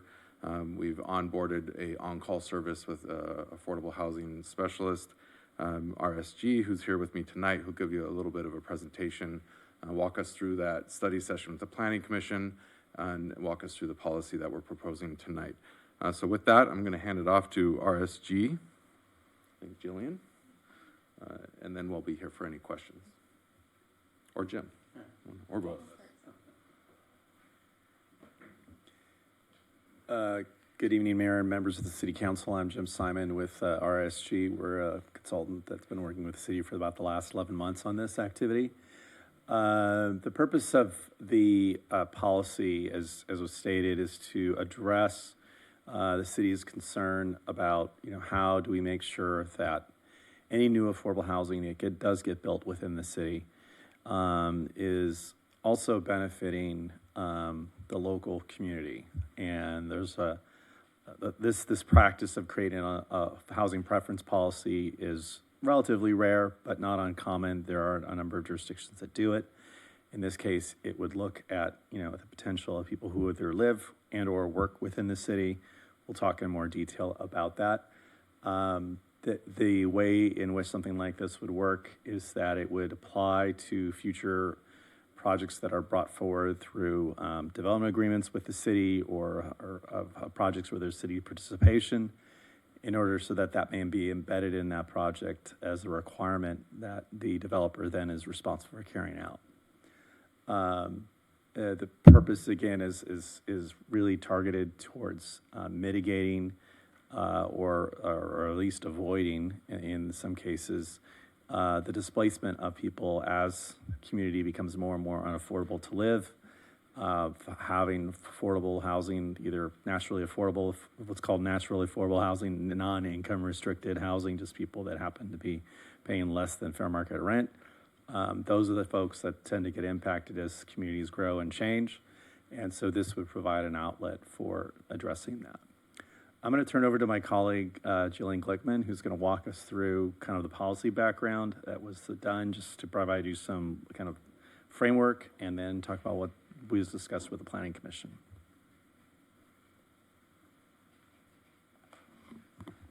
Thank you, Jim and Michael. Good evening, Mayor and fellow council members. My name is Jillian Glickman, Senior Analyst with RSG. So just to provide you guys with a little bit of background on this policy. So the U.S. Housing and Urban Development Department, otherwise referred to as HUD, does permit jurisdictions to establish these preference policies that prioritize applicants based on specific criteria, provided that these policies comply with federal civil rights and fair housing laws. This is important to note because local preference policies can have consequences that cause discrimination, even if unintended.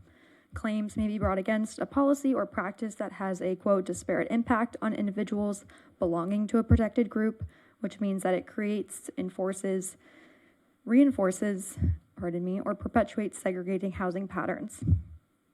So under the Fair Housing Act, there are 7 federally protected classes, including race, religion, national origin, color, familial status, otherwise known as the presence of children under the age of 18 in a household, sex, including sexual orientation and gender identity, as well as disability. Therefore, for tonight's conversation, the city must ensure that policies or practices do not have a discriminatory effect on federally protected groups, even if there is no explicit discriminatory intent. And then to talk a little bit about the progress to date in developing this policy that's before you today. Staff, in coordination with RSG, has taken the following actions to design the proposed policy. That included reviewing existing demographic conditions and housing prices within the city, conducted an analysis of applicable fair housing laws, and reviewed relevant case law on the topic. We also looked at comparable tenant preference policies that have been implemented throughout the state of California. And then, like Michael mentioned, we've also incorporated comments from the Planning Commission on the draft preference policy. So the next portion of the presentation will discuss the existing demographic conditions in the city of El Segundo, particularly in the context of displacement risk as it relates to this proposed policy. So first off, I'd like to show you this graph, which shows the renter versus owner-occupied housing units in the city, the percentage of housing units that are either renter or owner-occupied, and then for reference purposes, we put it against the County of Los Angeles.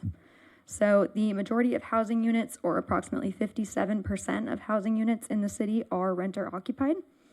This is slightly higher than the percentage of renter-occupied housing units in Los Angeles County, which is approximately 54% of households. This means that households in El Segundo might have slightly elevated challenges associated with the rental housing market, particularly relating to rent increases, evictions, or displacement pressures resulting from the redevelopment of existing rental housing stock.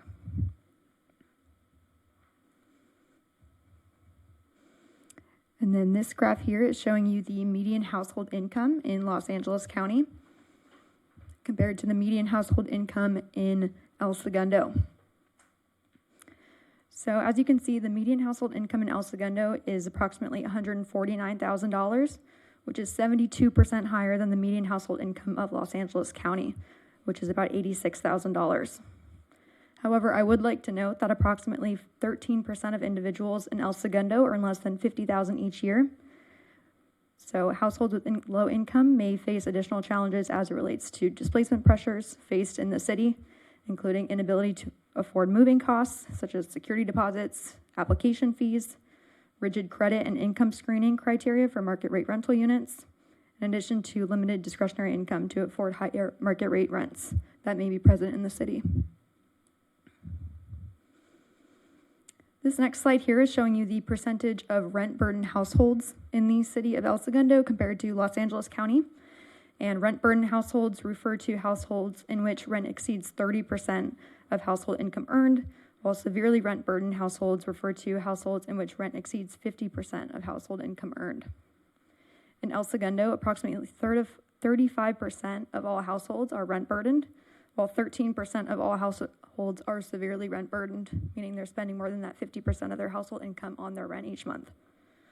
These figures illustrate that a considerable share of the city's renter-occupied households are susceptible to eviction, homelessness, and even displacement in the event of income loss, unexpected expenses, or rent increases.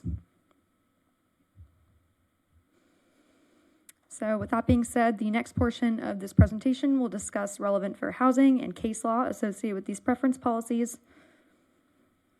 And so as mentioned previously, disparate impact claims may be brought against policies or practices that disproportionately affect members of federally protected classes, particularly when the impact contributes to, reinforces, or perpetuates patterns of residential segregation. And then just to provide you of a few examples. So New York City adopted a community preference policy in 1988, which set aside 50% of affordable housing units in new developments for residents of local community districts. In 2015, however, a lawsuit was brought forward by plaintiffs claiming that the preferences made it more difficult for African American and Hispanic residents to move from segregated neighborhoods in the city to more diverse parts of the city, and therefore had an unintended discriminatory effect. The parties did eventually reach a settlement in which the unit set-aside requirement was eventually dropped from 50 to 15% of units. And then additionally, in the city of San Francisco, while it wasn't a lawsuit per se, the city of San Francisco adopted a neighborhood resident housing preference policy in 2015 to address displacement of low-income residents in the city. The policy reserved 40% of units in new affordable housing developments for residents living in the same council district, or within a half mile of the new development. In 2016, HUD reviewed the policy in the context of a partially funded HUD project and rejected the city's plan, citing concerns related to the neighborhood preference policy component.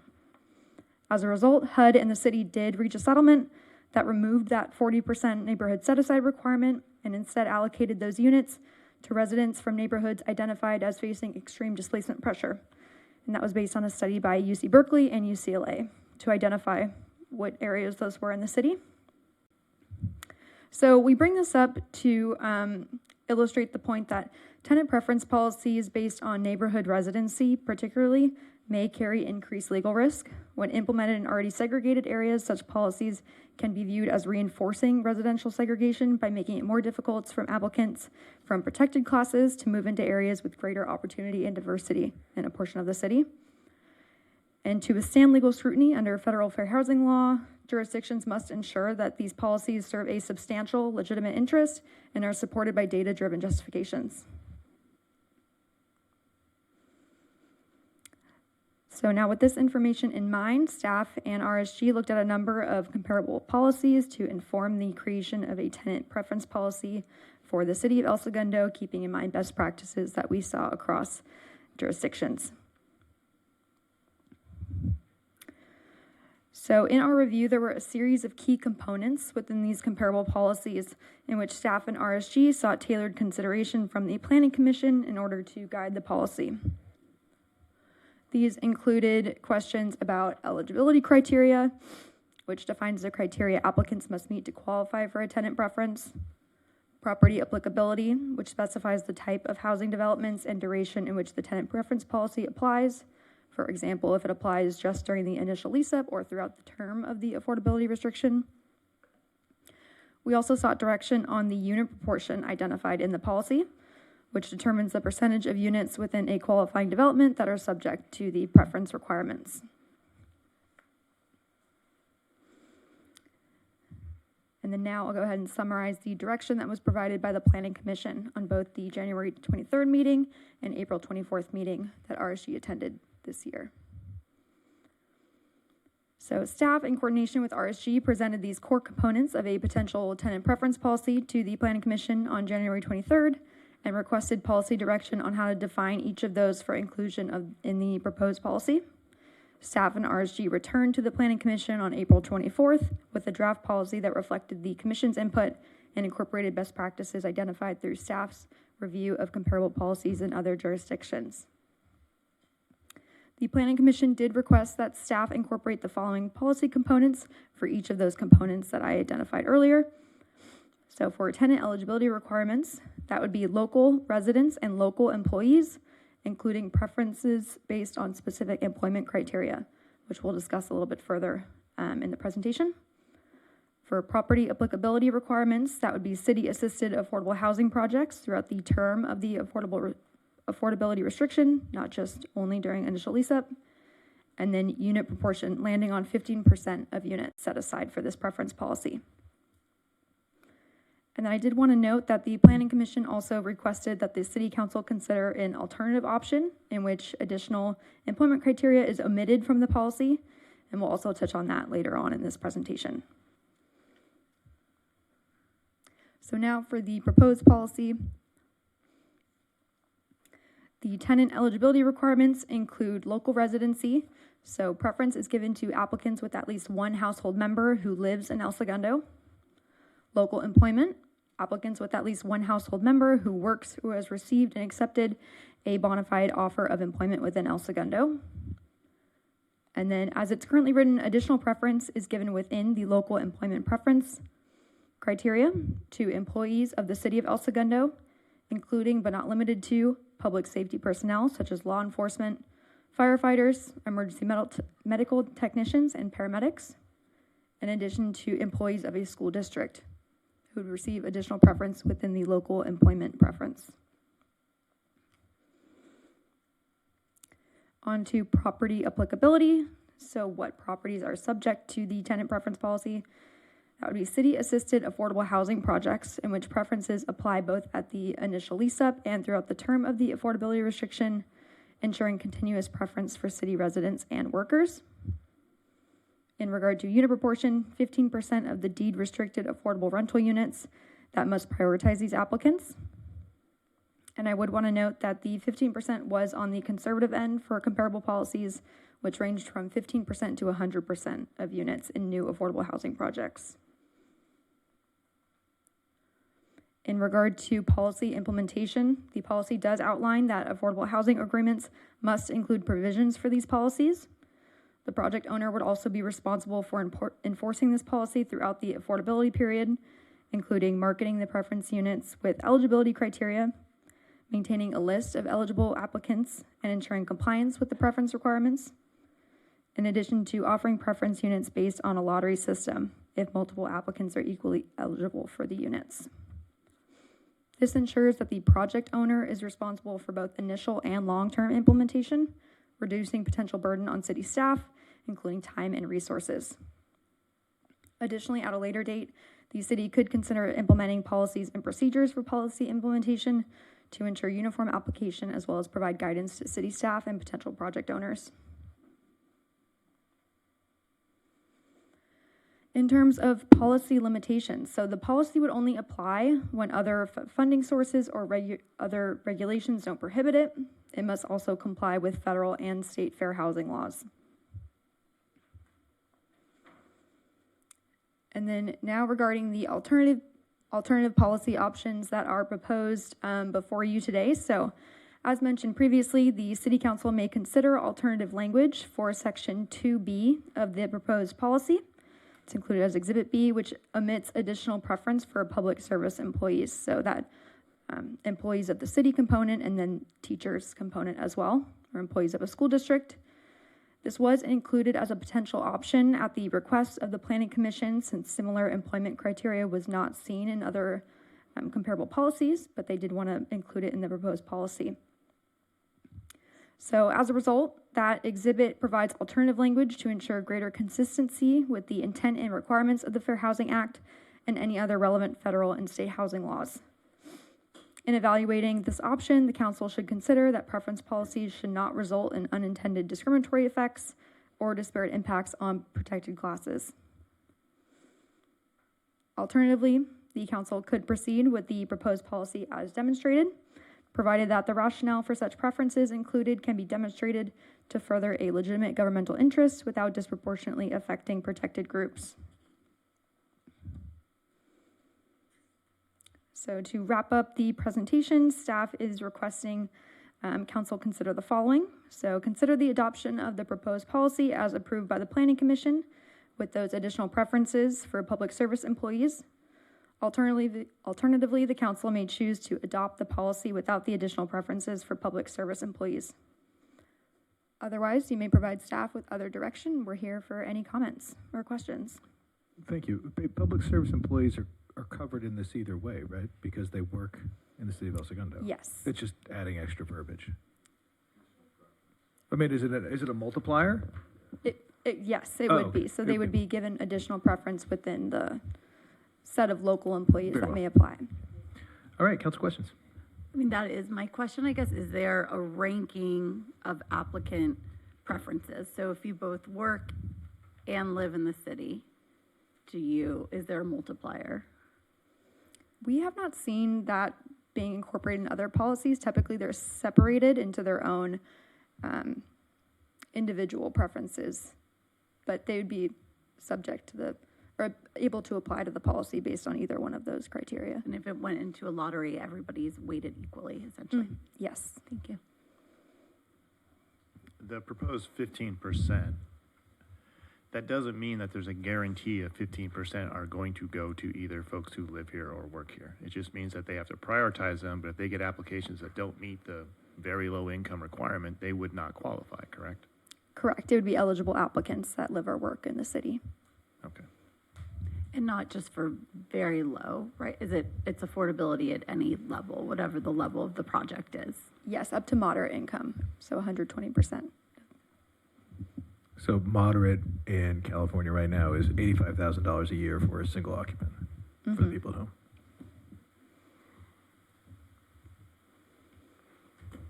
Not a question, more of an observation. We expect RENA numbers, 600 roughly, 500, but we got another one coming up in 2 to 3 years, right? So let's assume we're at 700, and let's assume we build all those, then we're saying 15% of those, no? What are we saying? It's a good question and good opportunity to clarify. It would only be city assisted, so there's no real way of knowing how many projects come over the next decade or so that the city would have a vested interest in. Does that include development agreement as well? It can. Okay, maybe you could define city assisted a little bit further. Could be a development agreement, could be financial stake, waiving of permit fees, or I think there's a lot of different ways that could look. Anyway, yeah. So let's say a couple hundred are city assisted and 15% of those, we're looking at 30 units that would be available. So I only bring it up to suggest that, it's a drop in the bucket. It's good intention, but it's not going to solve our problem, which is that 13%, I think you said, fall below. Can't even, what was that number? That lowest? About 13%. 13% are in like a serious rent burden situation, I think. That's right. So there's still going to be a significant gap, is the point I'm bringing up. So if we looked at the Pacific Coast Commons, what are we at, like 300, 400 units possibly with 254, right? 254, and what was the low and medium? It's 13%, so it's about 30 some odd affordable units. 13%. So then 15% of that 13% would get the priority. That's correct. Okay. Any questions I have are really more legal questions. What are the chances that this is, that you challenged? Yeah, exactly. And is that part of the reason why we're only suggesting 15% versus something higher than that? Does that increase? Are we opening ourselves to legal challenge if it's beyond 15%? Yeah, I'll let Mark opine on that. I mean, I think there's going to be some real question about, I mean, when you look at what the affordability is, I mean, and you look at the income levels, some of the suggestions, the people that were suggested to be given preference aren't going to qualify. So if you force them into that box, you're going to get probably a successful legal challenge saying, well, they just won't qualify. So there's some statements here and some desires that they're just not going to work. But that was my question, Mark. We're saying you have to prioritize 15%. Right. That doesn't mean you have to give housing to these people if they do not qualify. If you make more than the moderate income level and you work for the city, you now no longer qualify. But there are people who either live in town or work in town who would qualify, and then I think this would be a benefit to them. So, I mean, it's not mandating, it only mandates a preference. It's not an obligation to force somebody to make someone else move into that low income or moderate income unit. Right. In reality, I think what you're going to find is you're going to have some people that on an income basis qualify who may live in town, and they're going to be in jobs that, pay at low income levels. Right. And that's not going to be some of the groups that were talked about in the presentation. No, I agree. When you're talking about city employees or even school district employees, they are going to be making more money, so they probably will not qualify. It's a nice sentiment. Some school district and city employees that are in certain positions making below a certain level, but it's not going to be a high number, no. And Right. But it could help those individuals. yes. Okay. So yeah, anyone can sue for any reason, but other cities have adopted similar type of programs. I think the presentation lays out that we have a high percentage of renters. We have heard stories of buildings getting remodeled and rents going up. So if we have the ability to help keep people who live or work in town be able to stay in town, I have no problem with this program. I would even propose maybe 15's too low. Because to Councilmember Boyle's point, if you're talking 20 units and it's 15 of that, that's what, 4, 6? But overall, I think it's a beneficial program that I would recommend we adopt. Other council comments? I have just a semantics question. Let's Ooh. assume this gets adopted and it Princeton goes into word. our municipal code.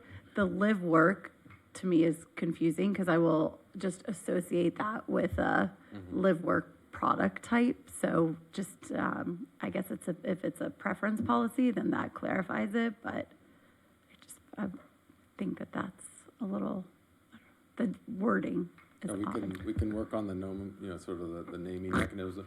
It won't wind up in the municipal code. This is a resolution only to adopt a policy. It'll be easier to quickly adjust and change in the future if we need to, but we can certainly work on the naming of it as well. I agree. When I first saw it on the agenda, I was thinking of like a live workspace. I was like, what is this about? I'm astounded this is legal. I really am. No, I mean, when I first saw this in a town in Colorado where they had it was radically gentrified and they had all their public employees living in subsidized housing that weren't dorms, I was just totally astounded. So I applaud you for finding a way to do this. I have one really wonky question, and that's when we are we allowed to establish our own criteria for establishing affordability? So there's HUD guidelines when you apply for Section 8 and things like this, right, where you have to include all special pays and benefits, not medical benefits and things like this, but if someone has special pays, overtimes, mandatory overtimes, those all get factored into their income as opposed to just their salary. Are we allowed, when we establish eligibility on this, to just look at salary? Do we have to include longevity and special pays and all these things? There's two answers to that question. Generally speaking, almost all affordable housing has some public subsidy in it, which has requirements in terms of what is considered income and how that income is treated when calculating affordability. So I'm talking federal, state, and even, regional, like the county. So more often than not, those are the things that dictate what is income, what is considered low income, and all of that. In theory, the city could pursue a project, not that this is financially practical, and on its own, provide assistance and essentially create its own affordable housing project without any other such funding. But you would also have to deal with the Fair Housing Act more globally, even beyond what we're talking about with a tenant preference policy here. So I think it might be difficult to do that, even if you had only local funding going into it. Thank you very much. Mayor, man. Yeah, I was Please just do. going to say, so we've got our first affordable housing project ever approved on Pacific Coast Pacific Coast Highway, which is yet to be built. And if you ask the developers, it's not penciling right now, part of which is because when you have a high affordability ratio, it's much more difficult when you're not getting market rents or you're not able to sell your property for market rents or market rates as well. It makes it more difficult to pencil from a unit economic standpoint. So knowing that we have $5 or $6 million from D.R. Horton earning interest ever since the school district sold that land, and we negotiated that deal for Housing Trust Fund, but we really don't have much set aside. The only affordable, program we have in town doesn't even qualify, which is Park Vista, which thanks to our predecessors was an incredible idea. And so I would suggest that we go higher on the ratio, like Mayor Pro Tem Baldino suggested, going to 50%, barring any potential legal implications. Because it's really the only thing that we can do at this point that's going to help our residents get into more affordable places right now. This is the only policy that I see outside of something changing the markets, interest rates dropping, some new redevelopment, who knows what. But right now, we're not going to really make a material impact on any affordable housing in El Segundo. Let's be realistic. In the near future, it's going to be incredibly challenging. So I would suggest we go higher on the percentage, closer to 50, as long as the city attorney says we're not. I want to just clarify something just because I think there's maybe a misunderstanding about what the 15% is before we discuss changing it. The 15% is so this preference policy applies to all affordable housing. So if it's a 100% affordable housing project, it would apply to that 100% unit. If it's a project that has a 10% inclusionary component, it would apply to the 10% of the units. It does not change the percentage of units that are affordable or not affordable of a project. Yeah, I'm absolutely clear on that. Okay. I recommend to increase the likelihood that it could be defensible, that you would not just focus on residents, but also workers. I meant, one and the same, because as it's proposed, it's workers and The employees are current covered in residents. that. So I'm suggesting That- use the same criteria, but raise it to 50%. Because for most of our projects, that would take us from like 3 to 5. I think 50% might be too much. I think not because of any bad intention of what we're trying to accomplish, just of others trying to paint us in a different light. I would be happy with 20%, but I think being more conservative, this is kind of a benchmark. And correct me if I'm wrong, if we are going to have a development agreement of any type of housing development, these numbers get negotiated during that process, apart and separate.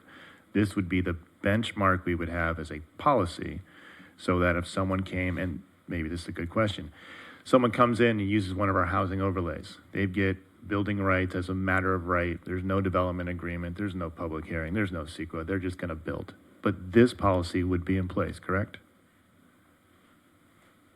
Only if the city is contributing in some way. So if they're using all state density and private funds, then this policy would not apply. That's right. So, okay, so this policy is now limited to where the city is either contributing financially, or we're working out a development agreement, or somehow contributing.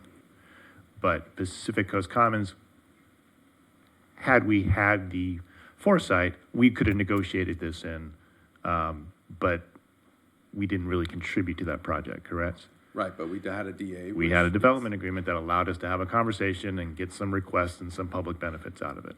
Okay. And just to clarify further, unless the units being built are at the extremely low level, I believe, I don't even know if it's low, if we contribute money, if the city contributes money above a certain level, it triggers prevailing wage. So the state has not made it easy for government to actually contribute to housing without increasing the actual cost of construction. Even if we don't own the land? Yes. Yeah, this is why, like, the LASA buys builds $700,000 apartments. Yeah, Because they got to do a prevailing wage. All right, so I think we've talked it around. Would someone like to adopt a resolution? And would we want to set a percentage? Time to Who's haggle. wheeling and dealing? Any other comments on percentages? I mean, look, it's very rare to get sued in the state of California, so. Especially for doing Contradictory good. what I've How said in the dare you past, do- contrary to what I've said in the past. I looked at, I mean, I don't think the legal risk is that significant given the breakdown of our residents, what they earn, and the way we set it up. So I'm less concerned about that. I think 50%.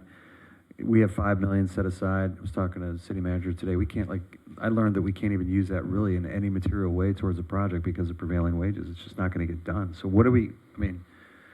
we have to find, last 2 times I was on the campaign trail, I heard loud and clear from residents, we need to do more to help them. We have never, we've looked at rent control. I don't believe in rent control. We have not done rent control. I don't think there's an appetite for that. That's what most cities will go to in LA County. LA City as a whole has that. Hasn't worked well for them, or Santa Monica, in my opinion.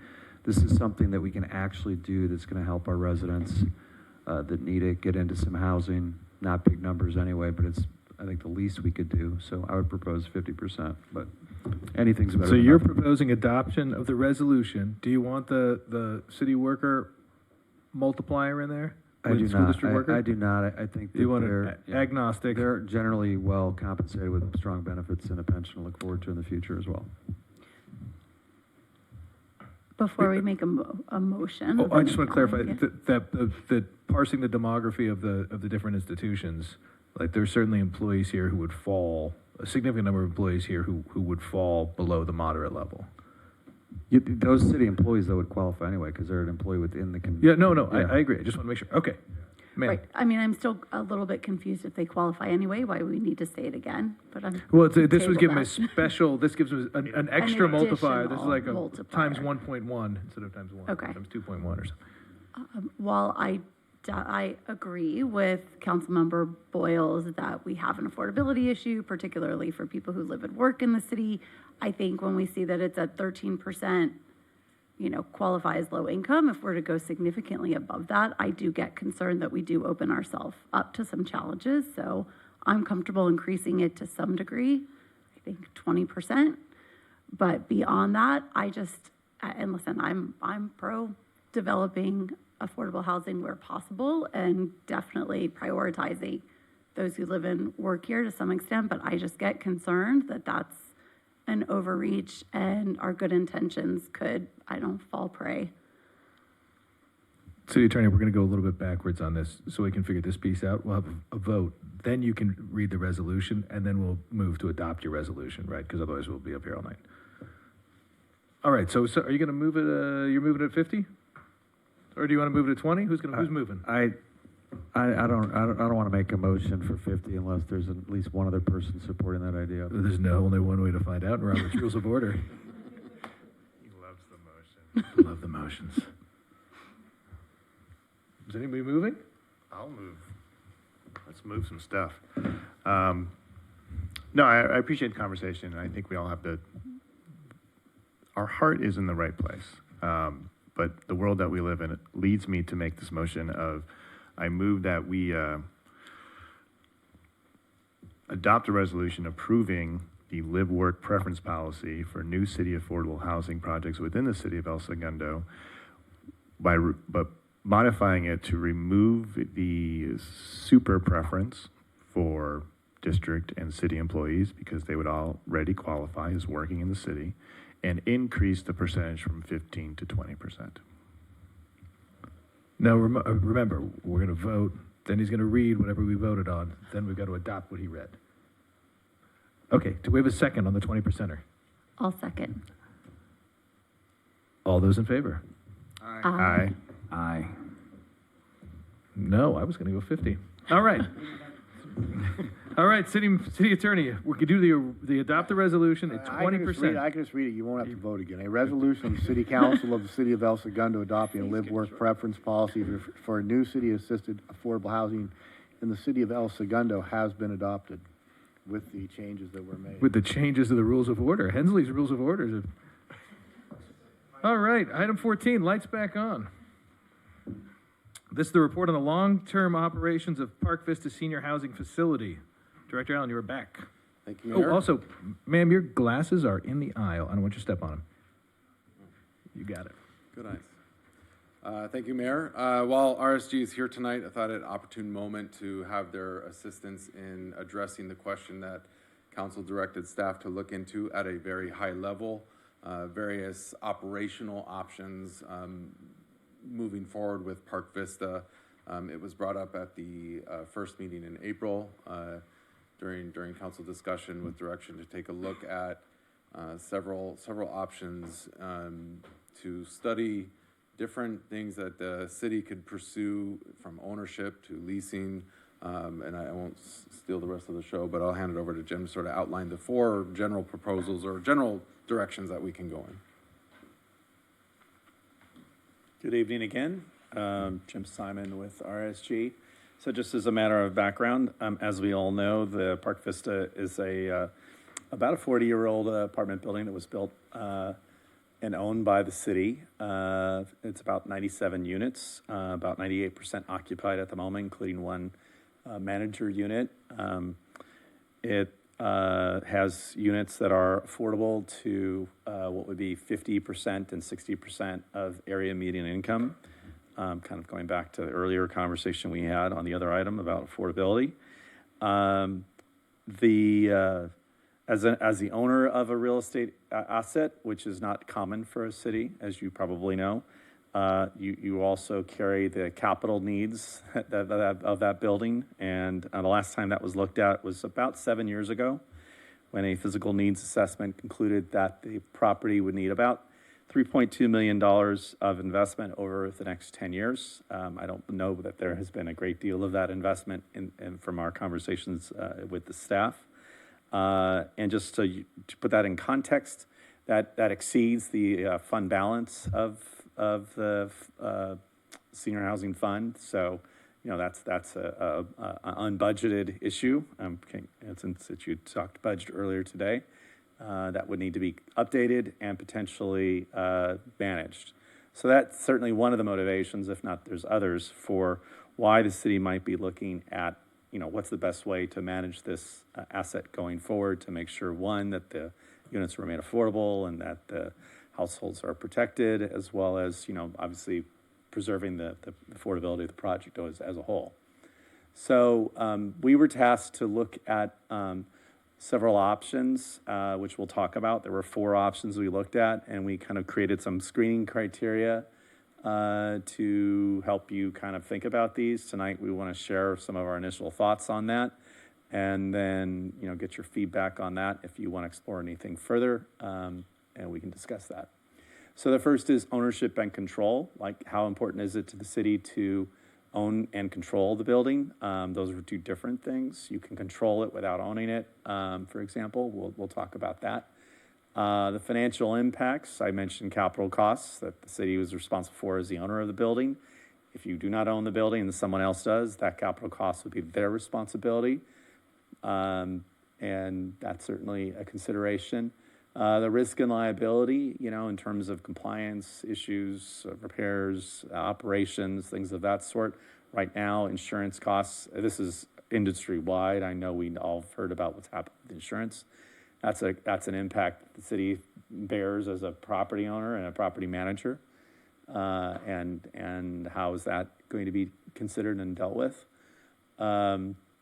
Affordability assurance, that's just, the strength of the affordability covenants that need to be put into place and those legal commitments.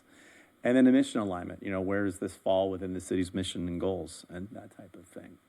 So the first option that we looked at was probably the simplest one, would be the city could sell the affordable housing project essentially with a covenant that it remain affordable. And that would just be recorded on title. It could be a 55-year covenant. It could be longer. That's typical 55 years, though. The benefit, obviously, is that you no longer are responsible for the building and you would get the proceeds of that sale. There would be obviously a transfer of operations, a transition period.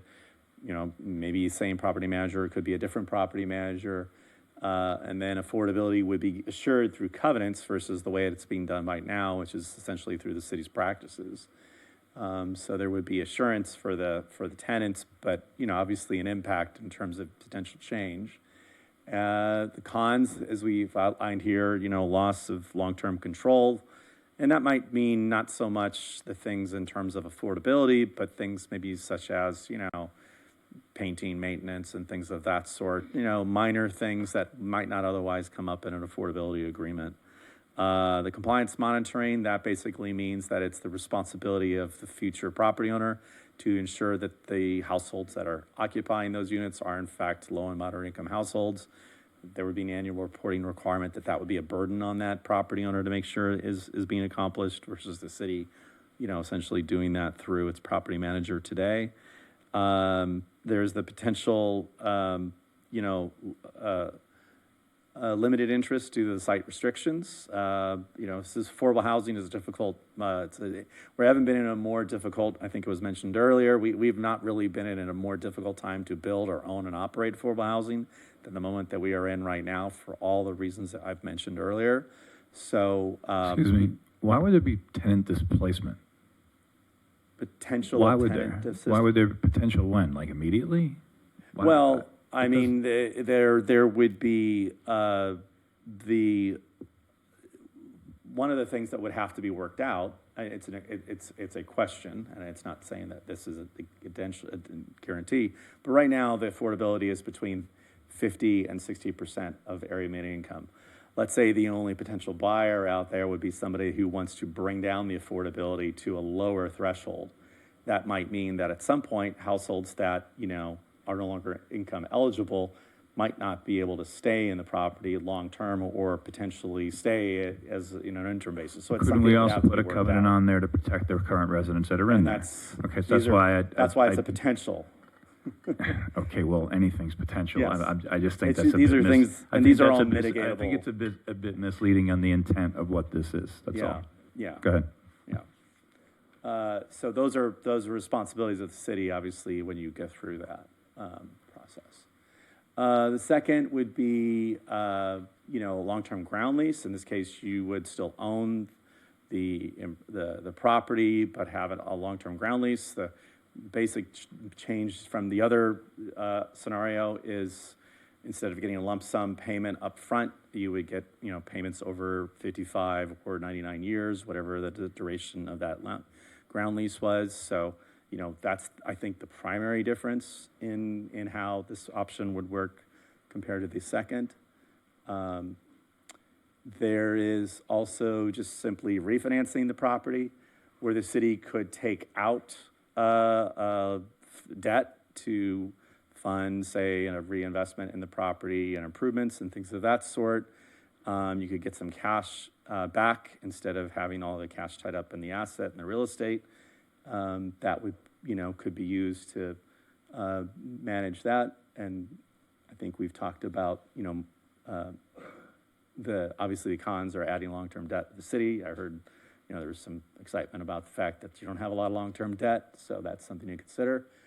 And then finally, you could continue to maintain ownership as you currently do, partner with another, operator that could help you more, acutely manage the asset than maybe the way you're doing it today. That's also an option that's available to you. So there aren't really, these are really high level. I think that was the idea, was like, what are the potential options? I think we've presented the range of possibilities here. I think the goal tonight was to hear from council to get a sense of what are your priorities with this property? What's most important to you? And how might you guide staff based upon those priorities to what should be done next on that? And with that, I will turn it over to you all to answer Al for any questions. Council, do we have consensus to receive and file, so don't forget this time? Yep. Yes. All right, we're receiving and filing. Okay, ask away. I got a lot to say, so if you want to start, you can go ahead. Sure, I'll start. In terms of priorities, I will start the conversation by saying it's a personal priority to make sure that Park Vista has an extended, useful life. So I think nothing citywide concerns me more than capital improvements across the board. And this, to me, is sooner rather than later going to be one of those examples where we have to make a big financial investment because there are residents and people live there, and we need to make sure that it's preserved at, the state that it deserves to be. Along with that, though, and not, below that, is not displacing tenants and preserving affordability. So my question in all of these scenarios is, which of these guarantees not just that we change ownership, but that there's a capital improvement investment with the preserved affordability and limited tenant displacement? So is there a scenario that you would recommend that guarantees us that we will have an investor, owner, or operator who makes that capital improvement? I think the tenant issue is a lot easier to guarantee than is there somebody willing to take this on? Because the first thing that we would recommend doing would be what's known as an updated property needs assessment, because something from 2018 is not going to be very relevant, and anyone who's going to show any interest in the property is going to want to know what's the state of the building today and what needs to be invested in. That number is probably quite a bit higher for all the reasons that we can speculate. And then, see what the market, see who's interested, candidly. Would you say there are certain programs, though, state and federal, that would necessitate a capital improvement investment? So, for instance, tax credits, in order to qualify, you would have to make a minimal, or I should say, there would be an amount that you would have to exceed in capital improvements, and it's pretty significant. So is that something that we could, dictate in part of the process, that along with preserving affordability, minimizing tenant displacement to the extent possible, there has to be some minimum capital improvement? Because I feel like that is kind of the genesis also for this conversation about why we want to move this forward.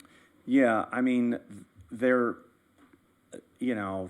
permanent tenant displacement and there's temporary tenant displacement. Obviously, if you're taking out somebody's kitchen and bathroom, that's going to be difficult to do while they're living in the space. So there's only 2 empty units last we checked. So the tenant displacement may be a temporary one that may be unavoidable.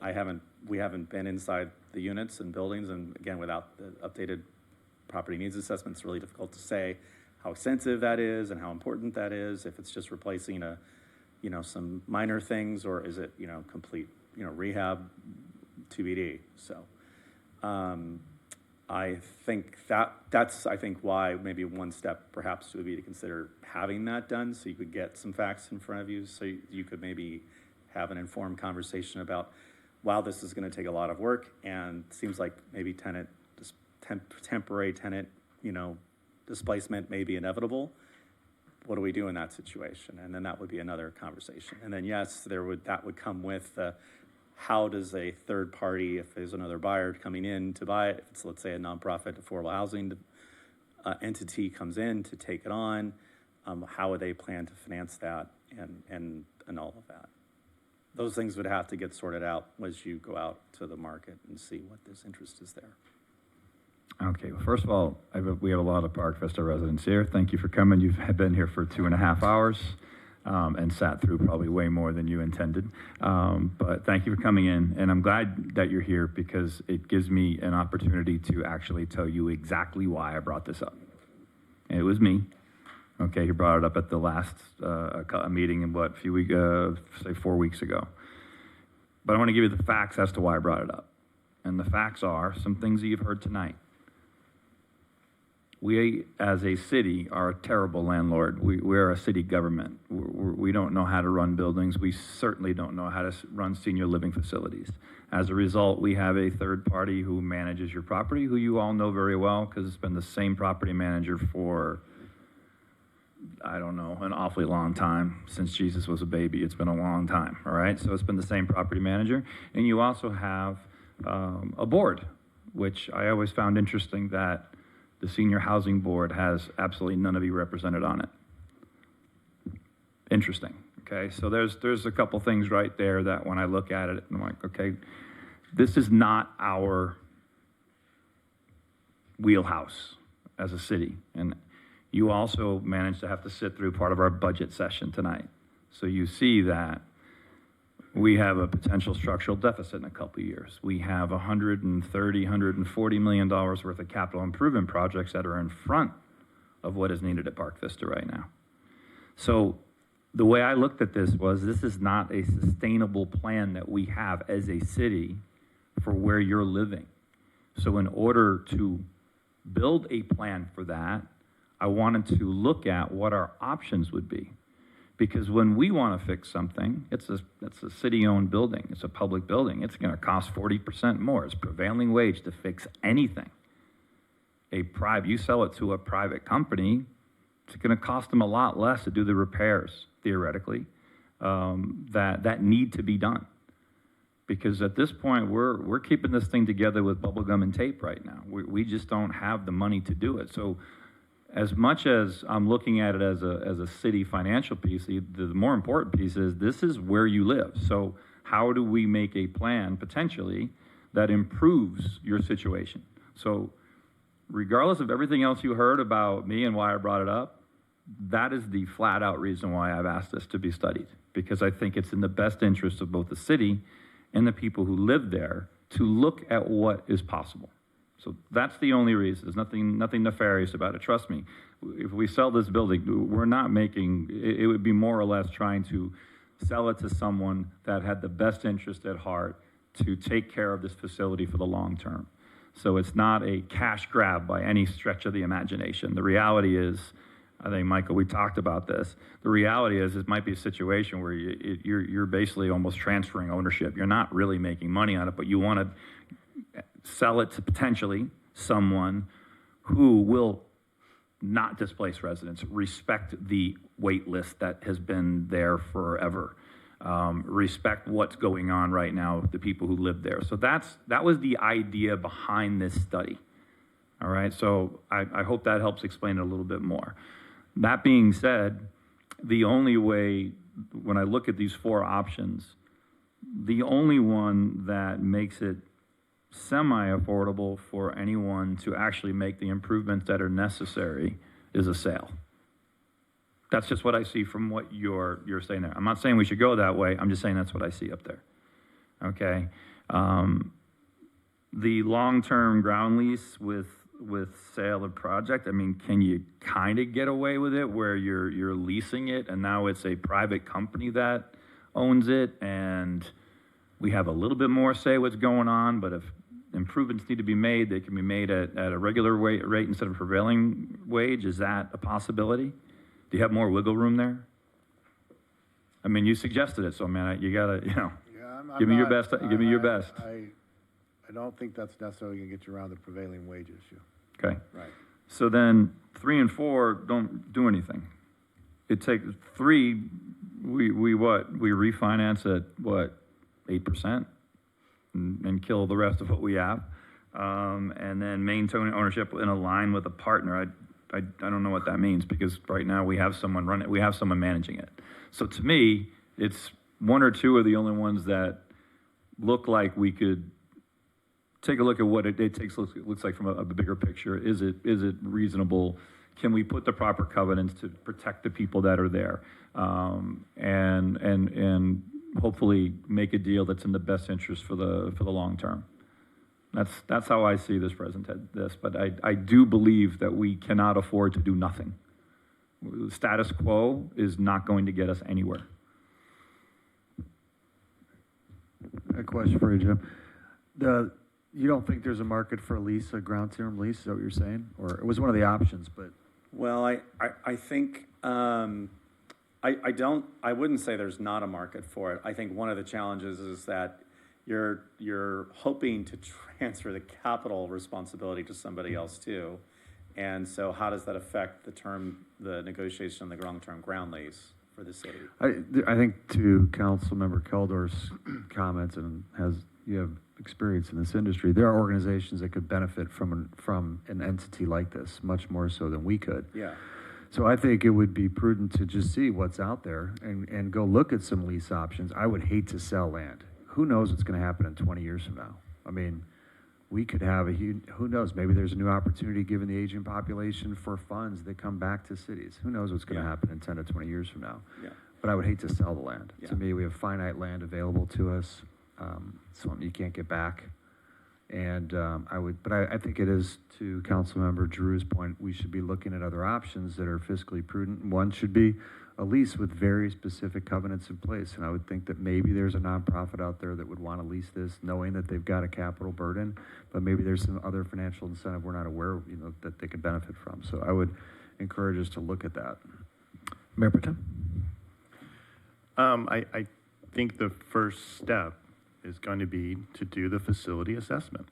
We have to know what our obligations are to maintain and repair, and if it's been several years since it's been done, I would hope we can get consensus to find some money in our budget. Let's do that first. Let's find out what we're really talking about, because even before we go off to market, someone's going to want to see that document and see, what it is they're walking into one way or another. That being said, I would be hard-pressed to give up any control over Park Vista. And I would think in a city that has found ways to raise money for a pool, we can find ways to raise money for the repairs that are needed at Park Vista. But as we sit here today, I don't have the information to tell you one way or another what's best, because I don't have enough information. So I would hope, we get a consensus we've already received and filed your report. Thank you for that. But let's do a facility assessment at Park Vista. Let's find out what the costs are going to be and what repairs are going to be needed. I know from when I was on the subcommittee, they just did their mandatory inspection of the decks, and that came out okay. And that's normally a huge expense in older buildings built around this time. So that was, something that could have been very expensive on a prevailing wage and turned out not to be a problem. So my recommendation is we give direction to staff to, hire someone and do an assessment and come back and report. And then once we're looking at numbers, maybe it can fall in line with our capital improvements programs. Maybe we can move some things around and make some adjustments to that. But I don't think we can even consider going out to market or lease if we don't have the information to tell a partner or a leasee, what it is they're leasing. So I'm okay with having a conversation. I think we're best served if we maintain this asset. And I would agree, Councilmember Boyles, we don't want to sell land. Director Sassoon, didn't we just do an assessment on this where we just authorized it? I thought we looked at the plumbing a couple of years ago, and then we're going back to look at the roof. I was totally backwards. Yeah, they thought they were going to have to do plumbing, and it turned out that actually didn't happen. Is that correct? Because when Director Berkman was here, we thought we were going to have to eat all the plumbing, and then we didn't have to. Right, so the assessment that was done was 2018, but when Elias's team looked at it, the plumbing was no longer deemed necessary at this time, and I think as Jim mentioned earlier, that 2018 assessment's a little too old.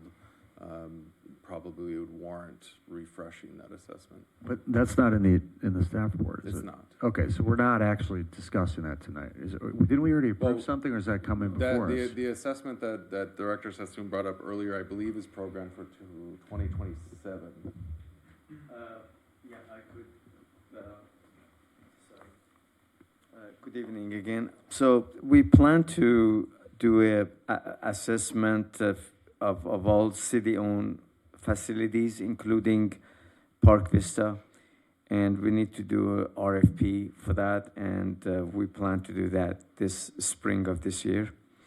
Going back to the discussion, I personally have been involved in looking at some of the projects that were talked about based on the previous assessment. It turned out to be not a need, basically. They were indicating that the whole plumbing needed to be done, and when I got into the guts of it, we didn't have to do that. I do know the roof is kept in pretty good condition, so all the balconies, the paint, the electrical, the lighting, even the retaining walls.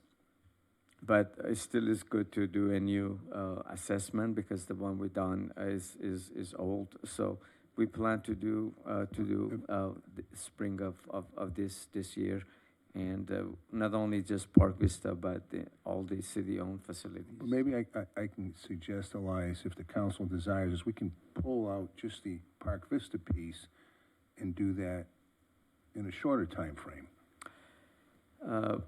I want to interject here because I was on the Park Vista board while I was in council. Plumbing was the vast majority of the budget. So now plumbing's not, you don't think it's really an issue? Yeah, it's not needed because we looked into that. I shouldn't just say myself, but even the engineer that was working on the drawings. The plumbing is done with copper. Copper has a very long life. I built my own house in Texas 30 years ago with copper. Still is perfectly fine. I keep in touch with the guy who bought the house.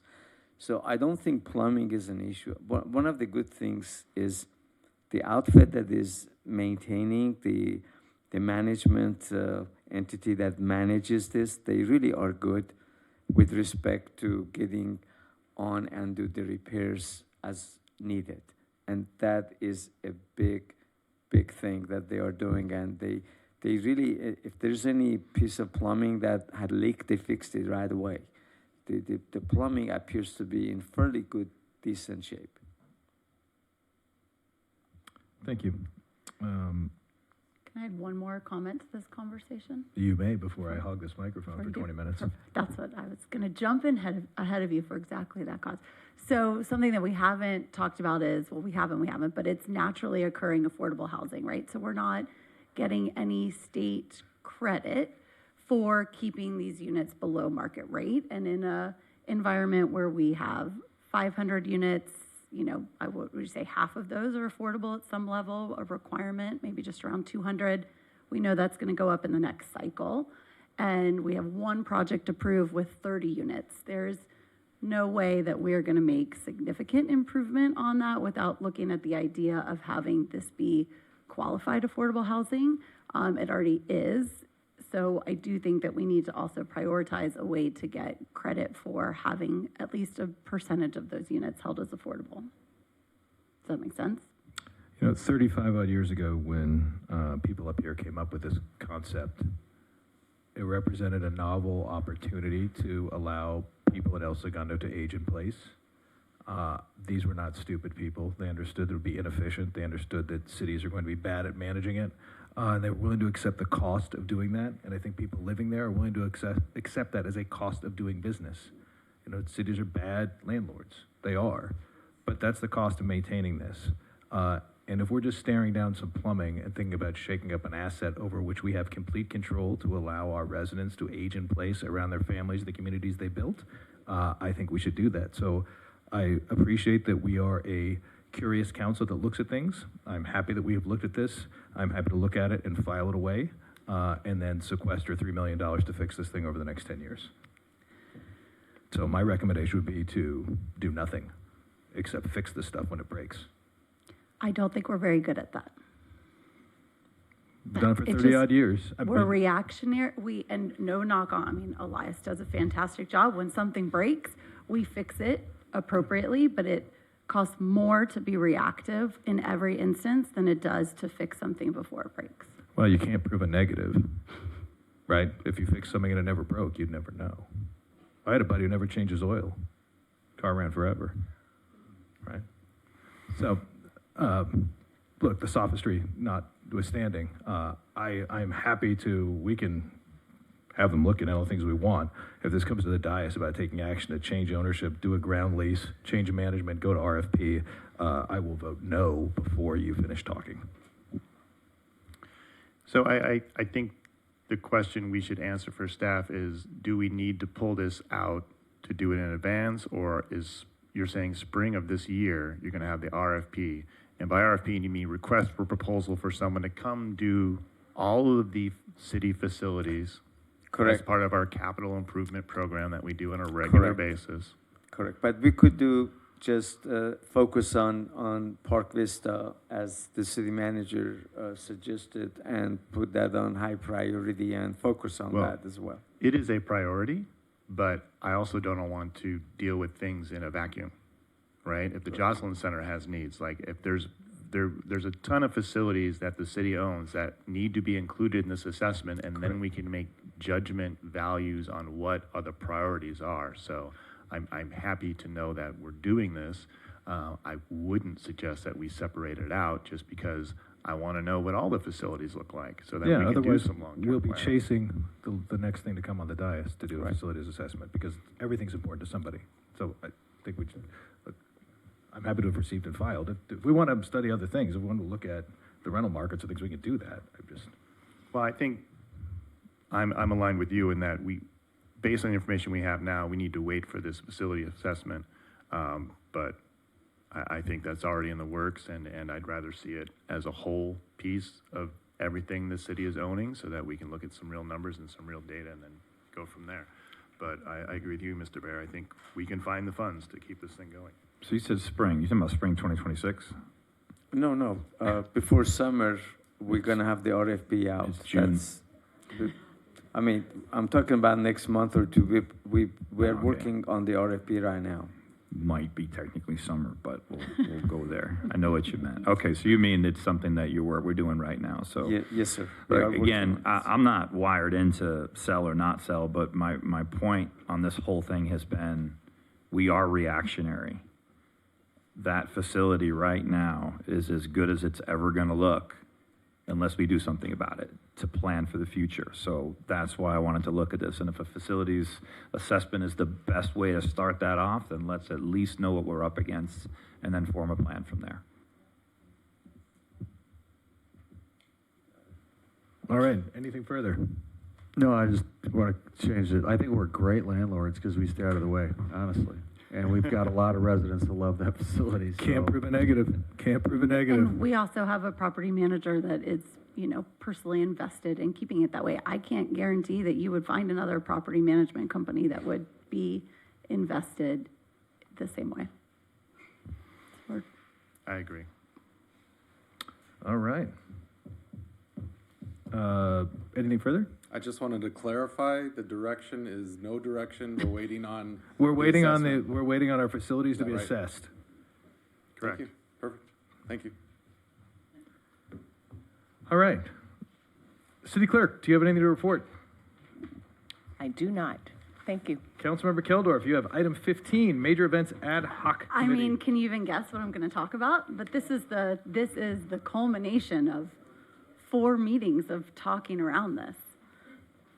All right, this is the formulation of an major events ad hoc committee. It is item G15. It's in our agenda. Thank you to Barbara Voss and the city manager's office for working with me on this. So proposal idea is to create a subcommittee or a committee, I should say an ad hoc committee, to start talking about World Cup in 2026, Super Bowl in 2027, Olympics in 2028. As we have envisioned it, it would be a group that meets quarterly with working groups that pull out of that to tackle a work plan that to date would include a short-term rental policy, use of facilities for Olympic and professional training, public safety and emergency preparedness, and business development. Every time this comes up, there is another group that wants to be involved or something that we hadn't thought of, and I just feel like we have a lot of resources in town to maybe help a very limited staff in addressing some things proactively.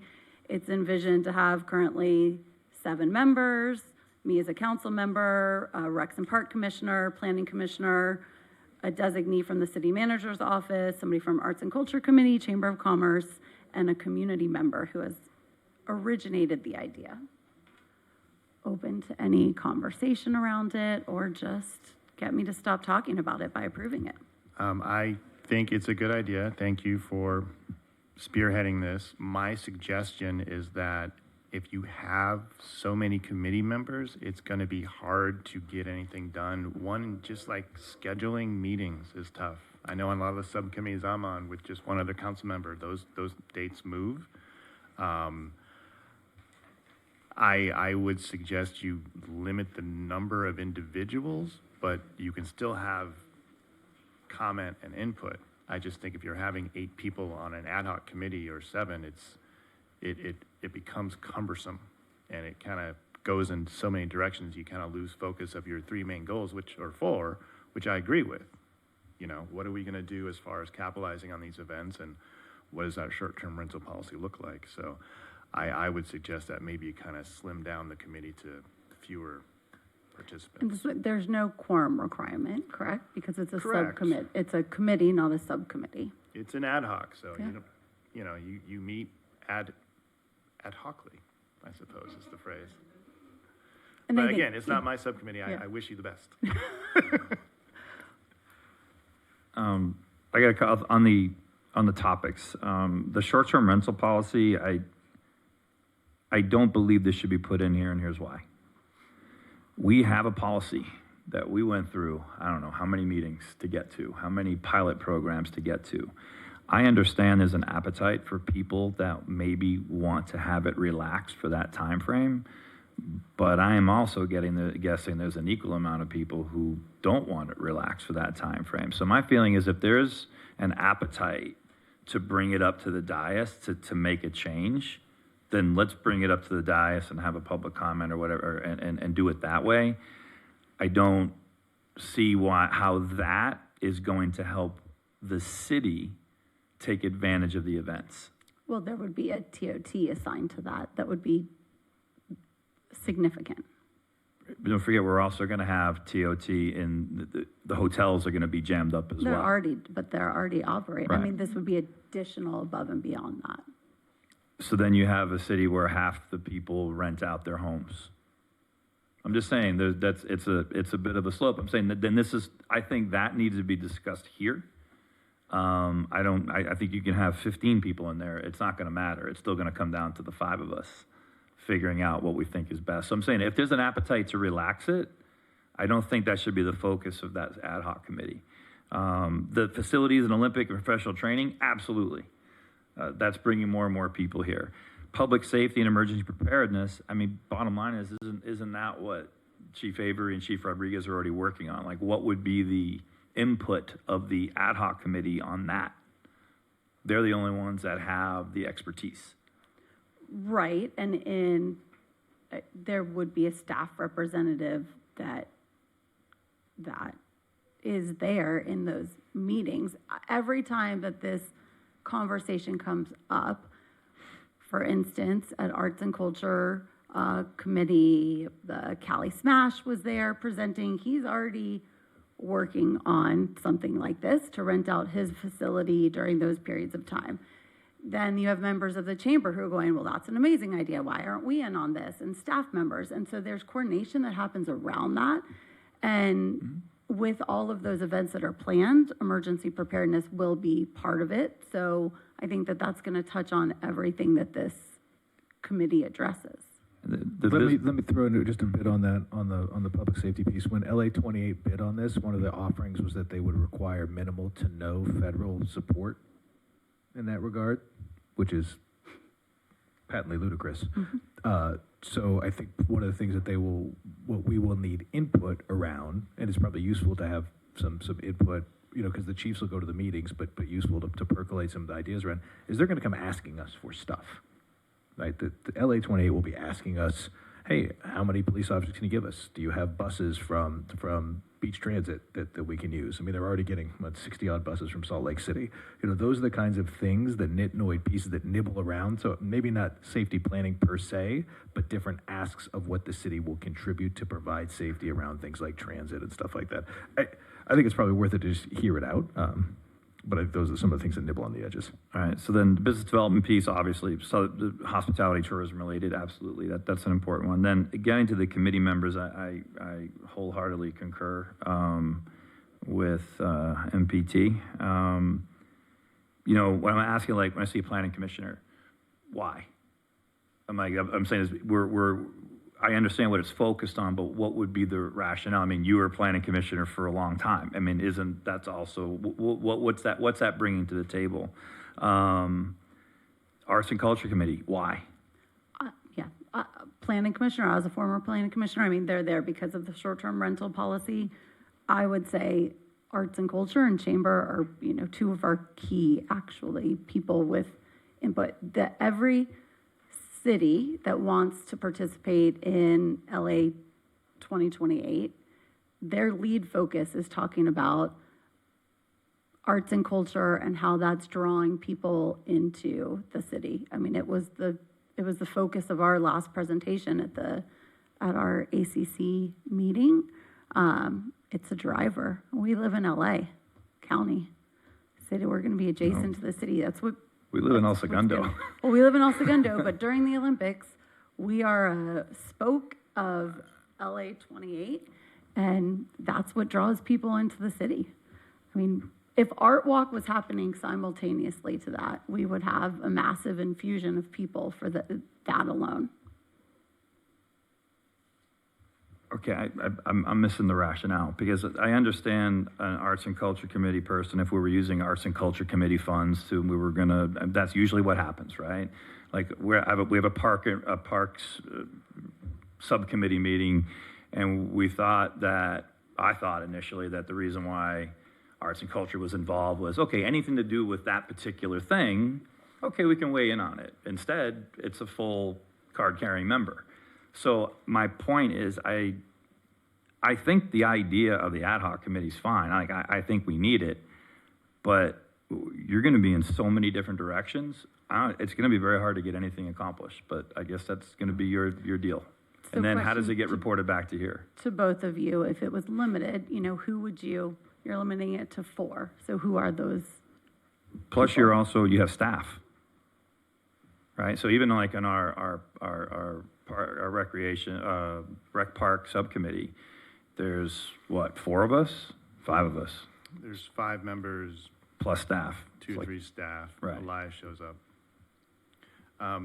I was only making suggestions. This is your ad hoc. If you want to go with this, then I will support you.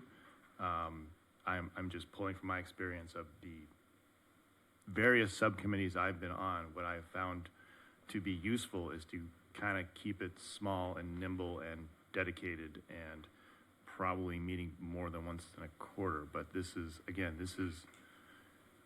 an ambitious task because it's going to have a huge impact, and these are questions that we got to figure out. So thank you for doing it, and if you're happy with the form of your committee and what you want to talk about, I'm happy to.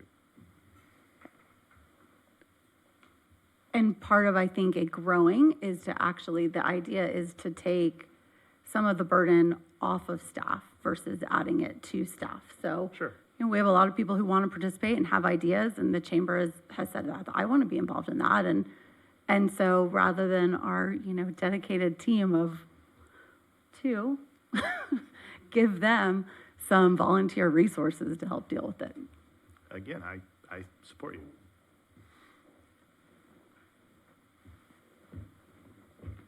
Anyone like to make a motion? I'll move approval. Sounds like I've just been walked I'll off. second. No. God bless. If you want to take this on, God bless you. Boyles on the first, Giroux on the second. All in favor? Aye. Any opposed? No. 5-0, it passes. Councilmember Giroux, over to you.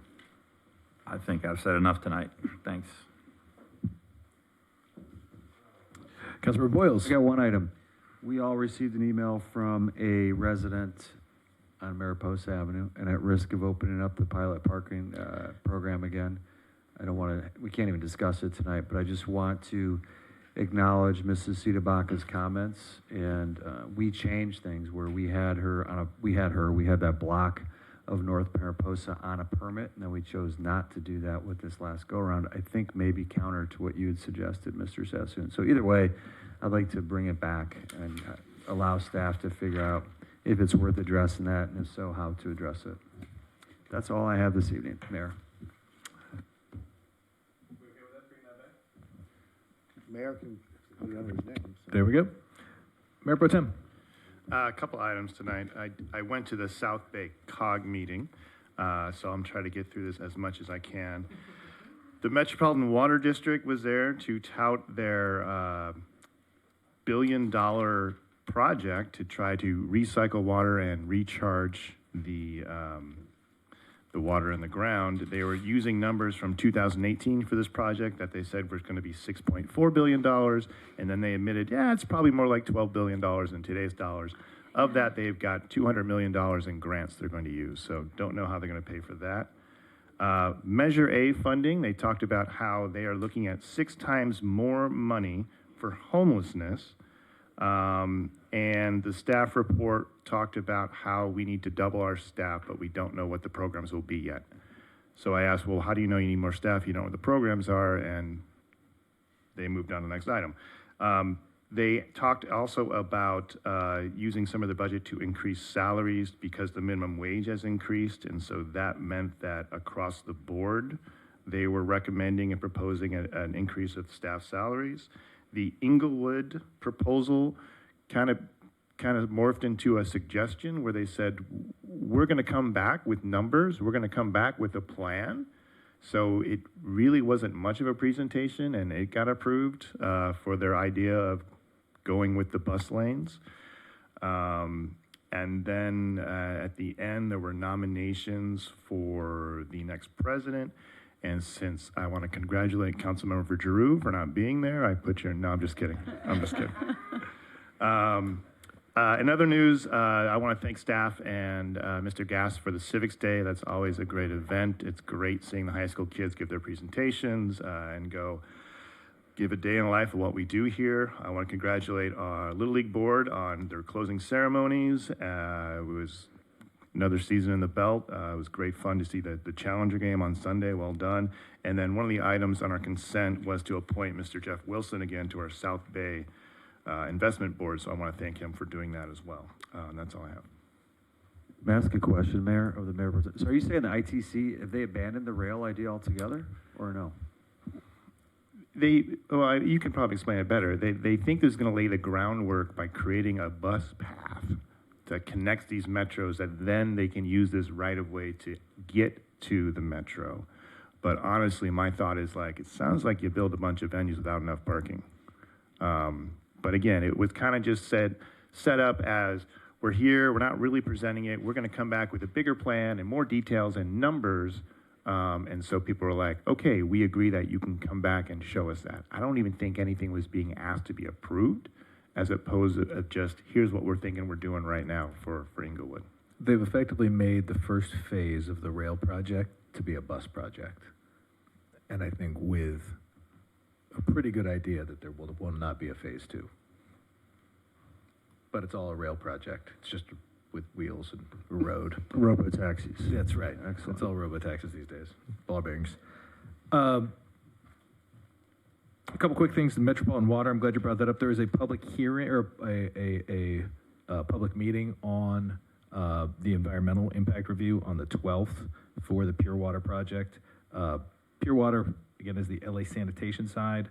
So that's the one that'll be done first, as opposed to LA cities, which will never be done. But it's got a completion date right now of 2042, and that'll be about $18 billion and deliver less water, which is interesting. Also, just because you love my sanitation updates, they've figured out how to pay for the lawsuit. Well, the lawsuit that they lost, they're now countersuing. So they had to write a check for $24 million. That's bad. On the plus side, they're countersuing for a bunch of things the guy did, so maybe we'll make that money back. Either way, there'll be a rate hike on the city, on the LA County side on sanitation. Several of us attended the Pico Grid ribbon cutting. That's awesome to see a homegrown company that made the full transition from starting out behind the dance studio, moving to Smoky Hollow, now moving east of PCH, doing tons of good things for both the private sector and the U.S. government. Those guys are fabulous. And we also found out that right over there, I know Mattel was talking about, oh, Corinne, you're still here. We talked about your new facility. Well, one of those buildings you'll be vacating, we've got a company moving in who has left California during the pandemic and will now, to New Mexico, will now be moving back to California, to El Segundo, because that's where awesome stuff happens. Spoke with the Mayor of Guaymas. They're interested in firing up our sister city relationship once again. So I will get some dates for you guys to box out on your calendars for that trip. And there's something else, but I don't remember what it was. Charter City stuff is maybe moving up on the schedule, so maybe we'll get that in before the end of summer. And Yes, that's correct. Ma'am. Oh, Medal of Valor, but didn't we cover that last time?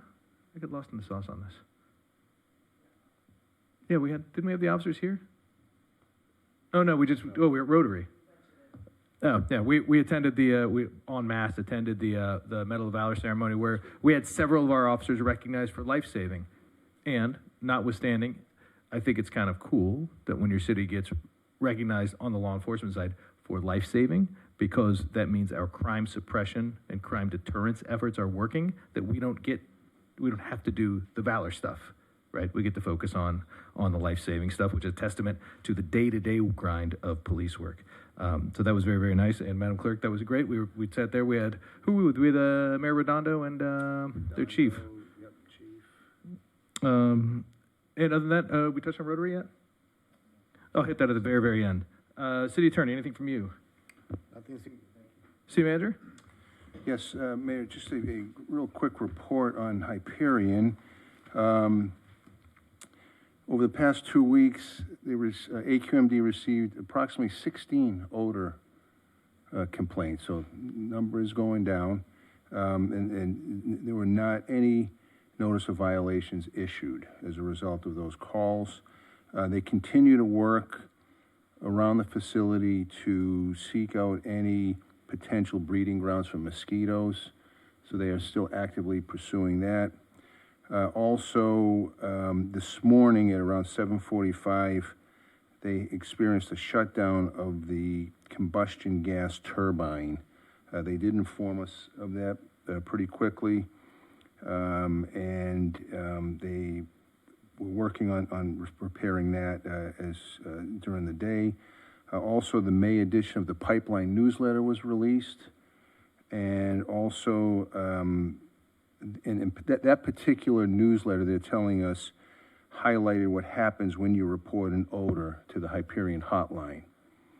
And then finally, they are also advertising now that they have an upcoming facilities tour on June 18th and July 12th.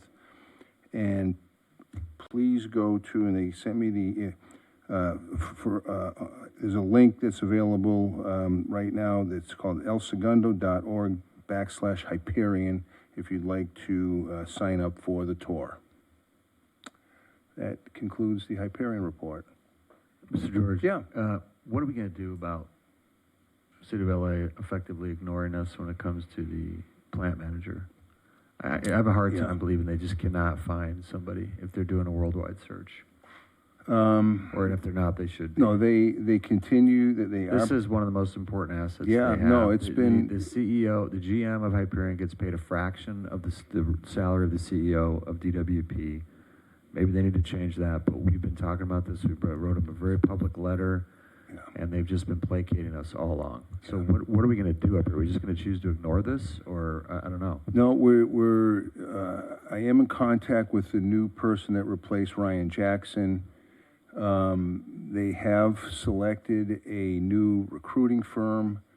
The new notice, job advertisement is being prepared. So, I mean, they do tell me they're working on the pursuit of the position. It is fully funded, even with the budget constraints that the city of LA is facing right now. So, you can draft a letter to the mayor's office, maybe from Mayor Pimentel. Maybe we can go put this back in a closed session as well and talk about it. Sure. As a council. Yeah, if we're going to consider doing litigation, let's go back to closed session for it. Okay. For the for our next meeting. Anything else? That's it. Yeah. I want to touch on the community service awards that Rotary put on. And one, it was great to have our staff recognized by both their peers and the community. But there was something that was said by multiple people who presented up there that ties into to how we'll adjourn tonight. And that is about the nature of service and volunteerism in the community. And if you had been here 10 or so years ago, you could not have shown up at a single city event or school event or athletic event without Bethany and Peter Giannuso being there. I met Bethany through PTO at Eagles Nest, and then at PTA at Richmond Street, and then when Dash was playing Little League, when Peter was running Little League, and then we'd see him on the soccer field and the softball field, and they were quite literally at everything. And when we had a medical event at my house, and I had to take care of Laura, and I had 3 kids under 4, and I was staring at the wall like, how am I going to manage all this? Food and diapers just kept showing up. And that was all Bethany and Peter organizing it. And they didn't just do it for me, they did it for everybody. And Peter died on the 24th, age 52. He was a tremendous father of 4. And I adore them, and I know that we miss them. And I know even though they don't live here any longer, I know a lot of people in the city miss them dearly. So for Peter Giannuso, we will adjourn in his honor.